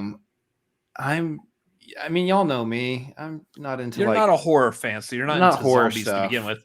So, like, again, I'll probably watch it. It's animated. It's not gonna be like live action. It's gonna be again like what we saw in What If. It's probably gonna be the same animation style as What If. More than likely, it might be different. Who knows? I think this one I would actually also put in C. I'm just not. This isn't for me. This one isn't for me, and because like all these other shows are canon to what's going on within the MCU proper. What part of the MCU is this canon to? It's a different universe. It's not our main timeline. Nothing. I'm going to surmise that nothing that happens in the show is going to affect anything else outside of the show in any way, shape, or form. And so this might be one of the easier shows to just kind of pass on if you are short on time and you need to pass on one of these shows. So my level of excitement is probably not too high. I probably would actually stick this in C. I'm gonna imagine if we ever got a movie of Marvel Zombies. That'd be so cool. PG-13. Like taken as seriously as like Infinity War. If it's PG-13, it'll suck. Yeah. I need a good hard R. Like I want to see like guts getting ripped out, like Captain America's eating someone's like intestines or something. Like that's what I want. Mm-hmm. I was gonna stick this in A just because I still have hopes that they're gonna do it right. Like Chaos. That episode of What If, it looked good. I was with like a lot of that. That episode is just the story was very. I mean, granted, it was just one like little singular story in this giant zombie world. So I was hoping for more, and I'm getting more. So therefore, this is what I was originally hoping for. Put that on a t-shirt. I was hoping for more and get more. So we got 2 in C, and then you want A. I would want to put this in A. Tori, you want to flex on him? Yeah. Really I just say think about the What If episode, but we can definitely put it in B. Actually, he's already used his flex. You can flex on him and force it into wherever you want. I'm not as passionate about it. I'm just thinking about the What If episode and how much it was disappointing for me. Like, that's what's bringing it down. I just have less faith in Marvel than Robert does. Tori, I'm not so certain that anything else that we're going to talk about is going to be something that you might use that flex on. I know. So. I'm telling you, none of these are just like make it fun. Until once I tell you about what one of these is about that you might not know, you might be like, "Ooh, that's going to be interesting." Is it a Marvel thing? The Willow little video. Yeah. Okay, so do you want to stick it in? I'm going to guess B. Yeah, B is fine. Now I will say, like, if it's going into B, I am slightly more interested in Agatha than I am the Marvel Zombies, but I would still want to stick it above Nat Geo. What do you got against Nat Geo? Nat Geo's going to be great just for like sitting down and passing the time, but it's not going to be my go-to for like, ooh, what do I feel like watching? I'll use my flex to put it below Nat Geo. Then use it to put it in C. Put it in C then, Tori. Put it in C. Yeah. Let's go. Above Disenchanted or after? Yeah, we can put it above Disenchanted. Yes, above Disenchanted. Thank you, guys. Get that Nat Geo slander out of here. Right, nerd? Get the Nat Geo crap out. God, the Nat Geo stuff is for the elders, all right? We need it. For the old folks. For me and the old folks. Okay. And nerd. So next one. We got Secret Invasion. This one was another one that we had already heard about during the Disney Investor Day last year. Anyone who's like even slightly a comic book fan of Marvel knew that the second the Skrulls showed up in Captain Marvel that this was going to happen. The reason that it's on here is because we did get at least a couple like images and stuff. We got this like new shot of Nick Fury, which may be Nick Fury, maybe Talos still posing as Nick Fury. Who knows? Either way, it's a cool looking image of Nick Fury. Secret Invasion. Those of y'all who don't know, this is a storyline based off the comics where apparently this entire time in the Marvel universe, some of the Marvel superheroes and people in there have been actually Skrulls posing. Again, keep in mind, Skrulls are shapeshifters. They're posing as the whole time. The whole time? The whole time. So that they're posing as these characters and they're slowly taking over the world. We've gotten teasers of this. Like we saw that clip of Nick Fury up like in, I guess, like that space station, which we're saying may be related to Sword, maybe. What do y'all think of this? I'm not as familiar with it. What you just said kind of gets me interested. But it's a Marvel show and it's not doing it for her. Yeah, I don't know. Again, it's just like, could be good. Maybe. It was a cute mode. Did you guys hear it? I didn't. Mm-mm. Oh my god. He was scratching his ear and he just got into it. He's right here. I just can't. Bubba's? How do you feel about Secret Invasion? He said, it's pretty, I don't know. It could be cool. Again, it sounds like a what if kind of thing to me. I don't know. I don't think they would make it canon that like Iron Man was replaced by a Skrull like right before Endgame or something. Oh, that would like stuff like that. It would just take a lot of the stakes out of it. That would not sell real well. No, yeah, that's what I'm saying. Like it would have to be very like interesting and careful to make it so that it doesn't take stakes out of things. If it's like playful, I think that would honestly be better. To say that like, I don't know, like I don't know. So they could play around with it. I don't want it to be as serious. Again, this would probably be like a C tier for me in terms of average of like, it could be good, it could be bad. It kind of depends on what they want to do with it. I'm really curious the direction they go here, because in order to do Secret Invasion properly, all your favorite characters, or some of your favorite characters, a lot of your favorite characters have to end up being Skrulls. And they really can't do that with general audiences, because everyone's attached to your Iron Man, your Captain America, and your Hulk and your Thor. Like, everyone's attached to these characters. Mm-hmm. What happens if you turn around and you oh, puppy. If you turn around and you tell people that, oh yeah, the character that you've grown to love this entire time turned out to be a shape-shifting alien from space. You've never known the actual character. I think that might be it. Is that they might make it where it's not the entire time, that they've only been posing for like the past like year type of thing. It could be fun if they did like Captain America's niece as a Skrull. I don't know why I'm so stuck on when Captain America kisses his niece, but I will never escape that. And so if it's a Skrull, maybe it'll make me feel better. I could see them making Sharon Carter a Skrull. Yeah, especially so the thing that typically gave it away in the comic books is the character would all of a sudden have like a sudden, very jarring personality shift. Sharon Carter would be perfect for that, given that how we see her in Fat Wuss, that she all of a sudden was just she was a lot more edgier. She was a lot more ruthless. Our audience has largely shifted since we did that stream. Fat Wuss would be the Falcon and the Winter Soldiers, the acronym. Yes. We have to explain that sometimes.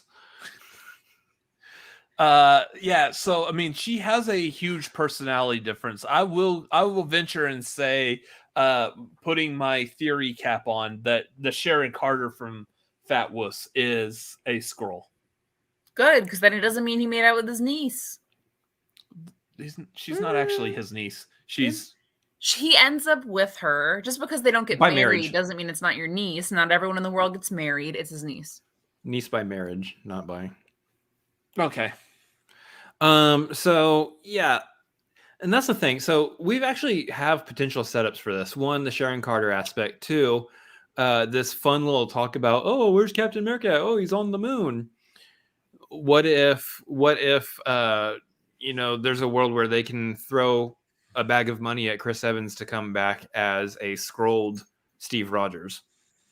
I can see that happening. He's not actually Steve Rogers. Steve Rogers is probably dead at this point. Sorry.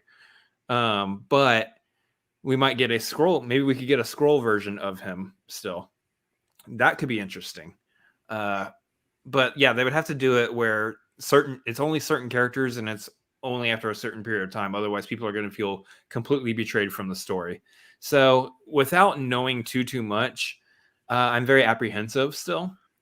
I do trust Marvel at this point. For the most part, they've done pretty well with absolutely everything. Eternals is, but outside of that, I would say I'm loosely excited for this. I still don't know if I even would put this in an A tier though. So the other thing to keep in mind is the casting for this show that has been announced already, other than Samuel L. Jackson and Ben Mendelsohn coming back as Nick Fury and Talos, respectively. We've also gotten word that this will star Olivia Colman and Emilia Clarke and Christopher McDonald. That's all very interesting, actually. Yeah, that Christopher McDonald, I feel like, is like probably the most interesting out of that, because why is he in the MCU? Why is Shooter McGavin in the MCU? I would argue both him and Olivia Colman being in it are both really Olivia Colman, I understand. I could see her in the MCU. Emilia Clarke easily, because we've seen her in Solo. So, Shooter McGavin, just I don't know. Yeah. So where are we putting this? C. I'm not on the A train. I'm definitely probably still somewhere in the B. I think a lot of this stuff, B is probably going to be our biggest tier here. It looks our like B is getting too thick. Yeah, we might need to keep like it at 4 and no more than 4. So if we want, I could be okay with sticking this in B. You mean C? I probably would put it under Agatha, but still above Nat Geo. Oh my god. You're not putting anything else above Nat Geo. No, I actually do agree that this one definitely is going to keep my interest necessarily more than a Nat Geo would. But, Nerd, help me out here, please. But I have loose interest in Nat Geo still too. So I want to stick it in B above Nat Geo, but under Agatha. Wait, no, I'm more interested in Secret Invasion than I am Agatha Harkness. Hold on. You want to put it above Agatha? I would put it above Agatha. I would. Because at least these are characters, at least there's a storyline to this. Agatha, so to me it's pretty equal with it. Okay.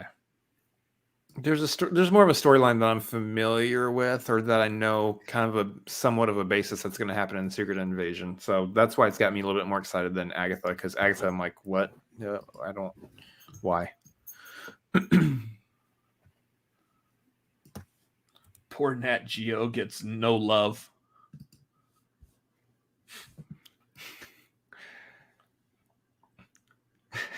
Nerd's never going to watch this ever again. No, below Nat Geo, whatever. I'm telling you. Do we have any more Marvel shows? This really is like mostly Marvel. Of course we do. Oh, God.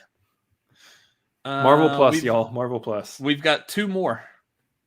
Do we really? Let's go ahead and take a break from Marvel, though, and let's talk about the one Lucasfilm that was announced. Willow. We talked about this on Tagline because Brennan Marr, the current FCL Star Wars champion, asked us on Tagline what we thought of the potential of there being a Willow show. So, I mean, we kind of covered like our interest level in this. So I don't necessarily feel like we need to fully rehash it. Basically, in a nutshell, the 2 of y'all have no interest in it. Y'all don't know. Y'all haven't seen the movie. You're not interested necessarily in seeing the movie. Me, I've seen the movie when I was a kid, scared the crap out of me. I've had no real interest to go back and watch it again, even though I'm pretty sure it's not going to scare me nowadays. I'm not interested in. I think this is a series too. Yeah. Apparently they did release a video for it, which I did not see this. It was funny. It was Warwick Davis with the cast, and he's essentially like roasting them all because they're all young. Or they're roasting him because he's old. Either way, there was a lot of like sassy humor going on in that, and it was pretty funny. That video might actually have me interested in watching the original Willow in order to check out this show at some point. But other than just that, maybe grabbing me a little bit, I'm still not really interested. Mm-hmm. So yeah, again, I haven't seen the original, so. That clip was very funny. So because of that clip, honestly, I'm fine with putting it in like a D or a C. So here at the end of D? Yeah. Yeah, I know it's going to break some hearts out there, I'm sure. But, you know, that's where our level of interest and familiarity with the property lies. As long as it's below Nat Geo. It's below Nat Geo. It's below Nat Geo. Okay. So going back to Marvel real quick, and this is the one that I'm probably going to have to talk about for a bit because nobody knows anything about this one. And this is the one that I was thinking, Tori, you might be kind of interested in this one as well. This is Echo. Echo is... Do you think I might be interested in it because I have an Echo right now? I mean, that helps, definitely. Echo is I believe it's a deaf girl who has the ability to. No, sorry, Brennan. Sorry. It's about a little girl that she's deaf, but she has the ability to mimic other people's fighting moves, much like Taskmaster in the Black Widow movie. The interesting thing about Echo, a couple of things here is, one, she's actually being introduced in the Hawkeye TV series coming at the end of this month. So we're going to meet her very soon. I don't know how far into like her origin that they're going to reveal in Hawkeye, or if she's just going to be like a side character that we'll end up learning more about like later on. The interesting thing in the comics, though, is her father was killed by Kingpin. If y'all remember the Daredevil TV show, Kingpin was, what's his name? Vincent Wilson D'Onofrio. Fisk. Yeah, Vincent D'Onofrio. Yeah, Wilson Fisk. That was the character that was like the arch nemesis of Daredevil. Kingpin killed Echo's father and then ended up adopting Echo as like a surrogate child. Ended up raising her, and she became... How dare you put Willa next to that crap? Sorry, Brennan. She ended up becoming a superhero of sorts. She does have like a lot of interaction with Daredevil. I think in the comics, she actually did have a relationship with Daredevil at one point. So she's deaf, he's blind. Fantastic conversation, I'm pretty sure, going on there between the two of them. But yeah, this is going back what I was saying earlier. That How could she talk to him? How does that work? I know. That's why I said that. Interesting conversations. They can't do sign language. There is a type of sign language that you can do. So if a person is both deaf and blind, yes, there is there is a sign language that takes place only on a hand. So you would be signing things like within the palm of the other person's hand. Now, How do you have sex like that? Do you want to? Like, how do you kiss? You're like, do you want to kiss? Okay. Oh, like, I'm just saying, like, it's kind of weird. I don't know. I'm glad to see representation, but I don't know. Anyways, that might be something the show explores. This is going back to what I was saying at the beginning. Between Echo, No Way Home, and She-Hulk, I fully believe we are about to see Charlie Cox make a comeback to being Daredevil in the MCU proper this time. So I would not be surprised if Charlie Cox is not like a side character in this Echo TV show. If I wore my hat like Daredevil. this, do you think I would start a trend? Maybe. There's a chance. Anyway. Again, if you're telling me, yeah, I always love seeing representation. I love Daredevil. Again, if it's more edgy, which it kind of is seeming like it will be. It has the potential to it. She has a very tragic backstory, so there might be some edginess to this show as well. Yeah, and I love Wilson Fisk. If they can actually bring back the same actor, if they're going to depict him at all, that would be great. He was fantastic in Daredevil. Daredevil season 3, you can honestly go in and watch it, not having seen the first 2. It is really well done. The actor who played Wilson Fisk kills it. So if it's like that, then you got me more excited for this. So I would actually put this at like an A based on what you're telling me. Yeah, this has a strong amount of potential. I think the only reason I would be a little reserved on it is I don't know the character of Echo other than like what I've read to talk about her right now. But I mean, I want to see like basically how she is done in the Hawkeye show, and that might change. That would change my opinion on how eager I am for this show. Yeah. There's a lot of interesting things they could do with this. One, like we've already mentioned, is bringing back characters like Daredevil and Kingpin back into the fold. That should be really cool. But I just like exploring. I don't know. I like exploring the different kind of like side of the street level universe that this could bring. I like her being another representation of the Taskmaster level where her combat is based off of just being able to visualize and see, other people's style of combat. I think that's really cool. which, it means if Daredevil's in on it also, they're going to do the whole like, oh, we're going to fight before we fall in love type situation. Like Shang-Chi? Yeah. Yes. So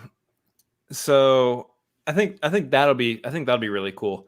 The only reason I'm not too excited about this right now is just because we haven't even been introduced to the character yet. All we've been told is that there's a show called Echo coming out, and I was like, I don't know who that is. Who's Echo? And I had to look up who this character was to find out what they were about. So I don't, based on what it could be about, and like we also were talking about, representation's huge right now as well. I mean, I'm moderately excited for it, I guess, but still, I don't know the character. I don't know anything about what the show's going to be about, other than reading on Wikipedia what's happened in the character's history. So,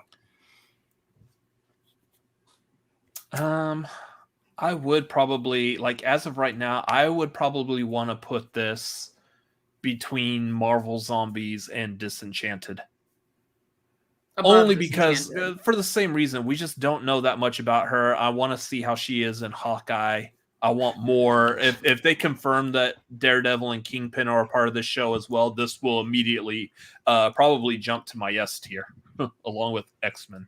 I think we should eventually put it in B and remove that Agatha show out of there, but that's just me. I'd be all right with that. But still keep Nat Geo in B. Yeah. Keep Nat Geo. Poor Nat Geo. Nat Geo's like the redheaded stepchild of this. Like, it's good quality. You've never seen a Nat Geo thing and been like, wow, this cinematography lackluster. So let's throw it in. I'd say let's throw it in C right now, and then we can make those final changes at the end. In which case we would probably end up shifting Agatha around too. But other than that, I feel I probably would agree with that. So behind Marvel Zombies, but before Disenchanted. For now, it could move. Oh, it's funny what I'm laughing at here, honestly, in my head. Not laughing in your head's not a real thing. What I think is funny is that you actually convinced Tori to say like, oh, if it's what you're saying, then I might put this in an A tier. And then you put it lower. But also, you know what? Let's go ahead and just throw it in C. Mm-hmm. So we finally got Tori interested in one of these, and then it's like, nope. Oh my god.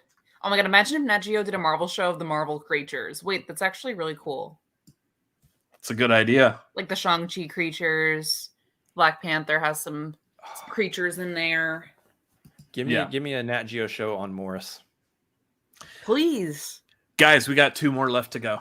What? Pinocchio, no one cares. Put it at C tier. Or D tier, sorry. Just stick it in there and keep it there.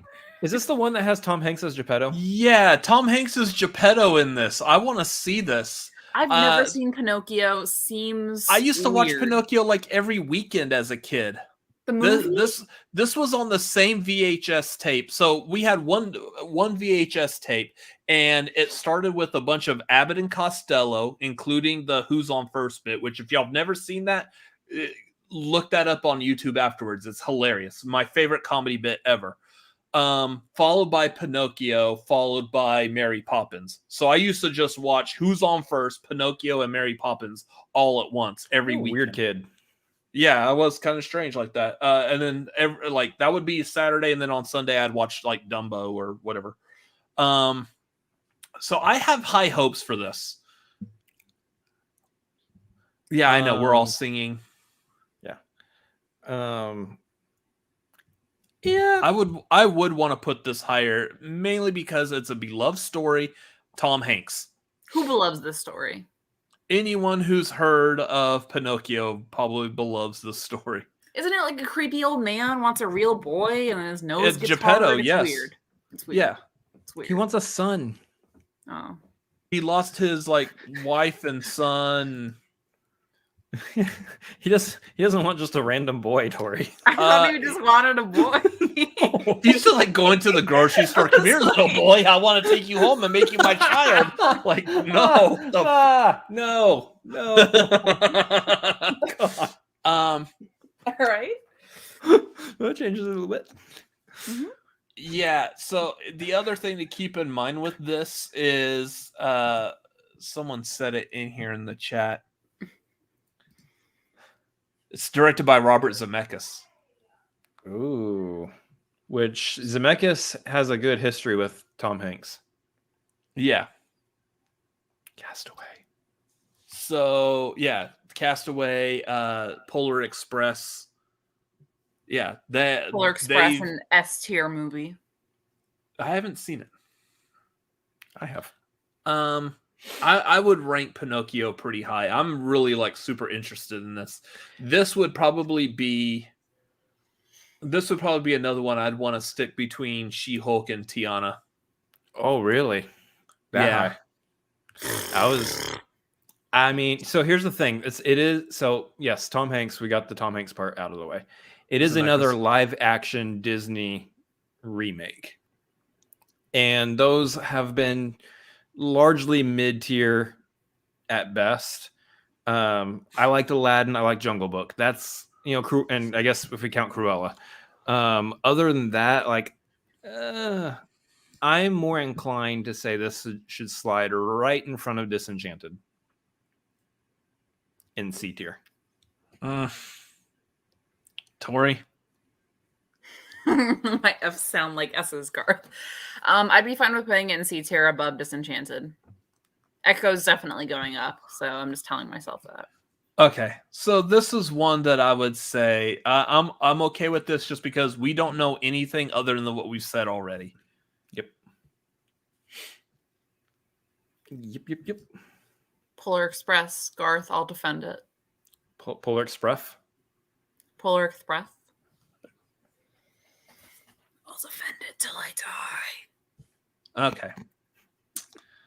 So, right, folks, we are winding down the this going over this list of Marvel Plus days show announcements. We got one more left to go. We've got Spider-Man freshman year. Here's the problem with this. Like Spider-Man, again, I believe this is going to be an animated series. So Spider-Man animated series usually do pretty well. But there's been like 1,000 of them.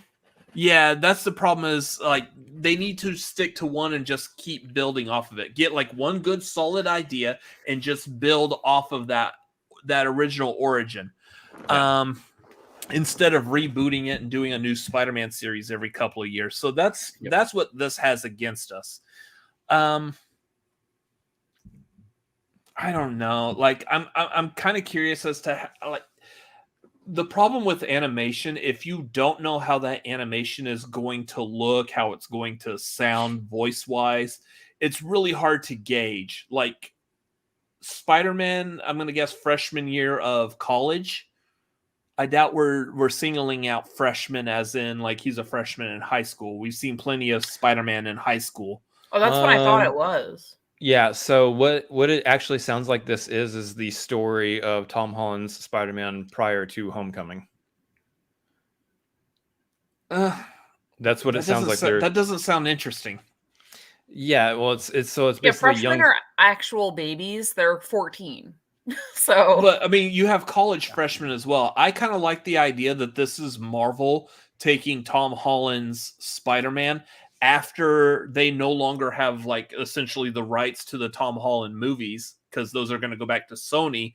This is Marvel still taking that same Spider-Man into the direction of what if he was to go to college out of high school. This is him starting his freshman year where he's already got like the real like Spider-Man costume and not the hoodie sweatsuit thing.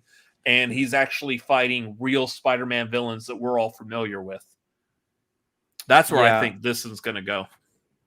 No, I mean, from what I hear is that it is what I said. It is him. Okay, so it is like this. Yeah, it's going to be the Tom Holland Spider-Man before we know him in the MCU. So here's the thing: like, how long was he Spider-Man when Tony Stark met him in Civil War? like 2 years. How much of the show are we going to get, an interesting Spider-Man story out of? I don't know. I need more information on this. Otherwise, I'm not excited about it. Because there's the other thing against it, like we said earlier, there's been 1.5 million Spider-Man cartoons, and I don't feel like getting attached to any of them because I don't know. What are the stakes? What's holding my attention to any of them? Rachel's saying it was 6 months, so yeah. So if that's the direction they're going with it, then my interest is. Yeah, I don't know. I don't know if I would be that eager to see another Spider-Man in high school cartoon. I feel like we've gotten that just way too much already. I want to see him have already gotten used to his powers. Now he's having to deal with adulthood. I actually really would have been way more interested had this been like his college freshman year. Like I was saying, like I want to see him have to deal with getting his own place and paying his bills and fixing the leaky faucet while still having to take on Doc Ock. And yeah, I want to see the Tobey Maguire from Spider-Man 2 on. I want to see that with more stories and dynamics, how he interacts with people around him and stuff. Because that's a very key time in any person's life, trying to figure out how to have a life. Yeah. I think that's a lot more interesting than what we've seen already with the high school. This is like revisiting Bruce Wayne's parents' deaths over and over and over again. Uh-huh. I know that I don't know, bro. I had a thought. There, and there's. Yeah, I'm like not interested. I'm not a Spider-Man person in general, so. Oh, okay, so this just dropped to, I would say, D for me. I probably would still put it over Hocus Pocus 2 and Willow just because it's Spider-Man. So I mean, I might. Is Willow really going to be our lowest rank thing? Probably because just none of us have like any real interest in Willow. I didn't see the movie. I can't have interest in something if I didn't see the movie. Yeah, Brennan, and I was just sorry, Brennan. And yell at us. Yeah, Here's the thing. Gonna hate us. But I want to be clear about this real quick for Brennan's sake. Understand, we're not putting it at the bottom because we hate the property. It's just because we haven't seen it. Or it's like a quality thing. Yeah, it's just our excitement levels of our opinions for it. Like this could be like if I didn't watch anything Marvel, all the Marvel shows would be an F tier for me because I just don't care about Marvel. You know, that's the same kind of situation. So are we thinking that's a good spot, the top of D? Yeah. Yes. It's fine. Okay. Do we want to move anything around before we end this crazy, Echo and Agatha, episode? switch them. Switch Echo and Agatha? Yeah, I would switch Echo and Agatha. Like, you don't want to move anything else. You just straight up want to switch Echo and Agatha. I would switch those two and then maybe move Agatha in front of Marvel Zombies, but that'd be about it.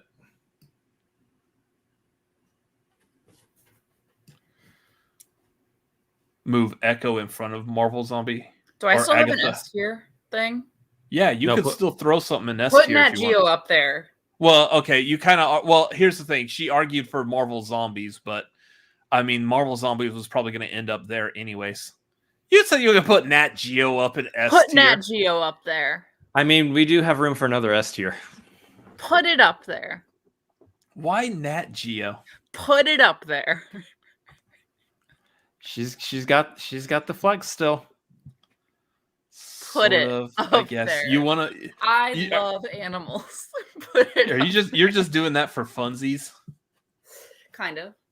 What was your original place that you wanted to put Nat Geo before, Tori? A, I think. Letterflex? Yeah, see? The chat is with me. Yeah. It's educational, it's fun. There could be frogs in it, we don't know. Maybe. This is all completely based off the idea that we may see a frog Moon Knight, X-Men 97, Nat Geo. That sounds like a teenage boy watching an R-rated movie in the hopes that he sees some boobies. Like, Yeah, I hope to see frogs in this. There might be. It's gonna be frogs and Willow too. Watch. Geo out of here. There'll be frogs and Willow. I Okay, mean- so we still want to switch Agatha and Echo. Yes. Yes.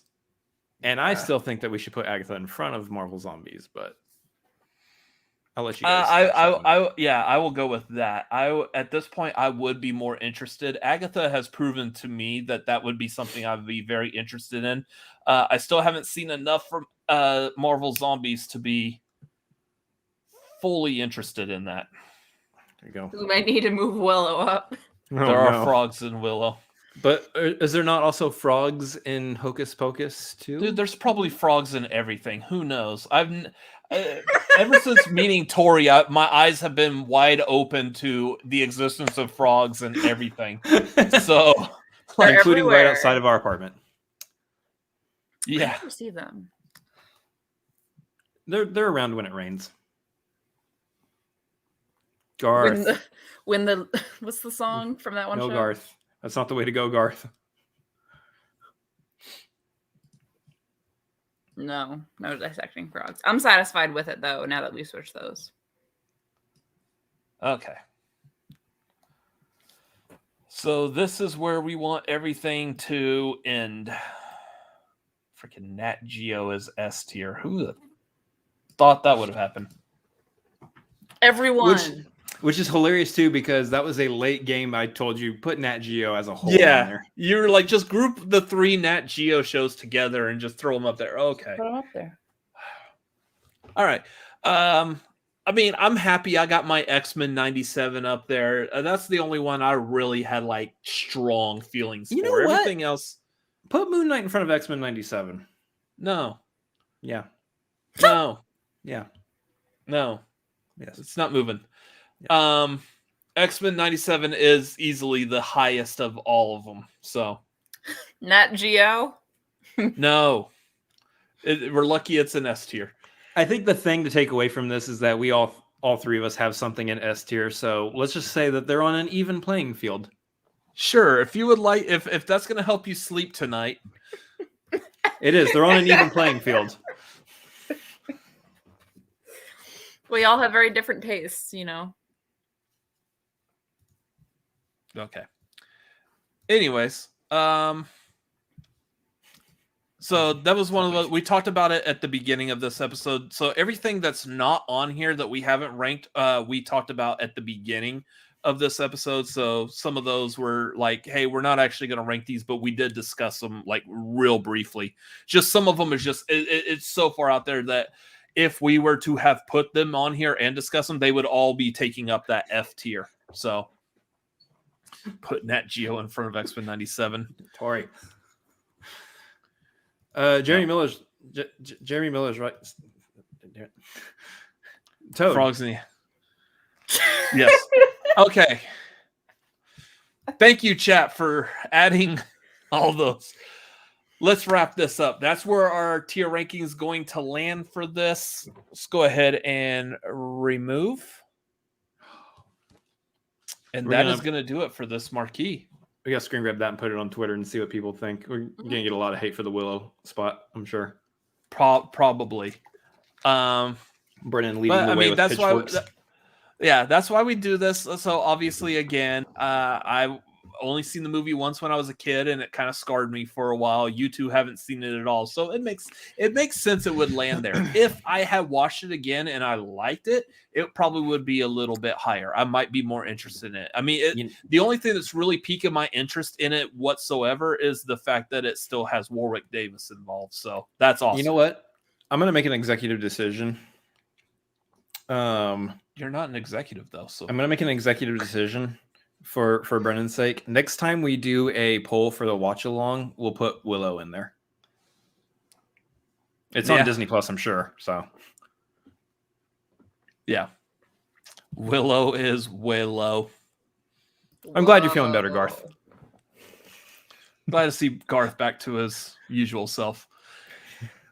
Anyways, That's gonna do it for this episode of the Marquee. First time we did one that's non-horror movie. There might be another one in a couple of weeks that's also non-horror related.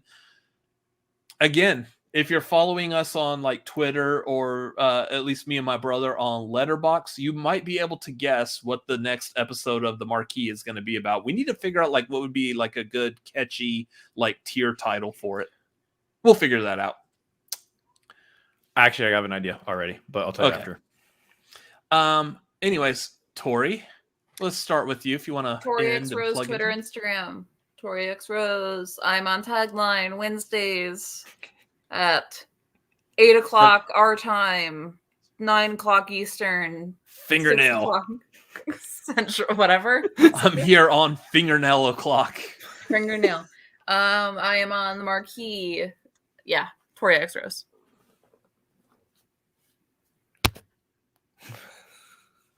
My fingers cut open, kind of. Don't acknowledge. Garth PTA placing tears around. That's an idea. Chris. Yes. I am, as you can see down there, at Chris Adams MLP on Twitter, Instagram, and Letterboxd, as well as over on twitch.tv/Chris Adams MLP. I will probably be streaming mañana. So y'all should definitely tune in, follow, and hang out with me on those streams. We're going to have a lot of fun.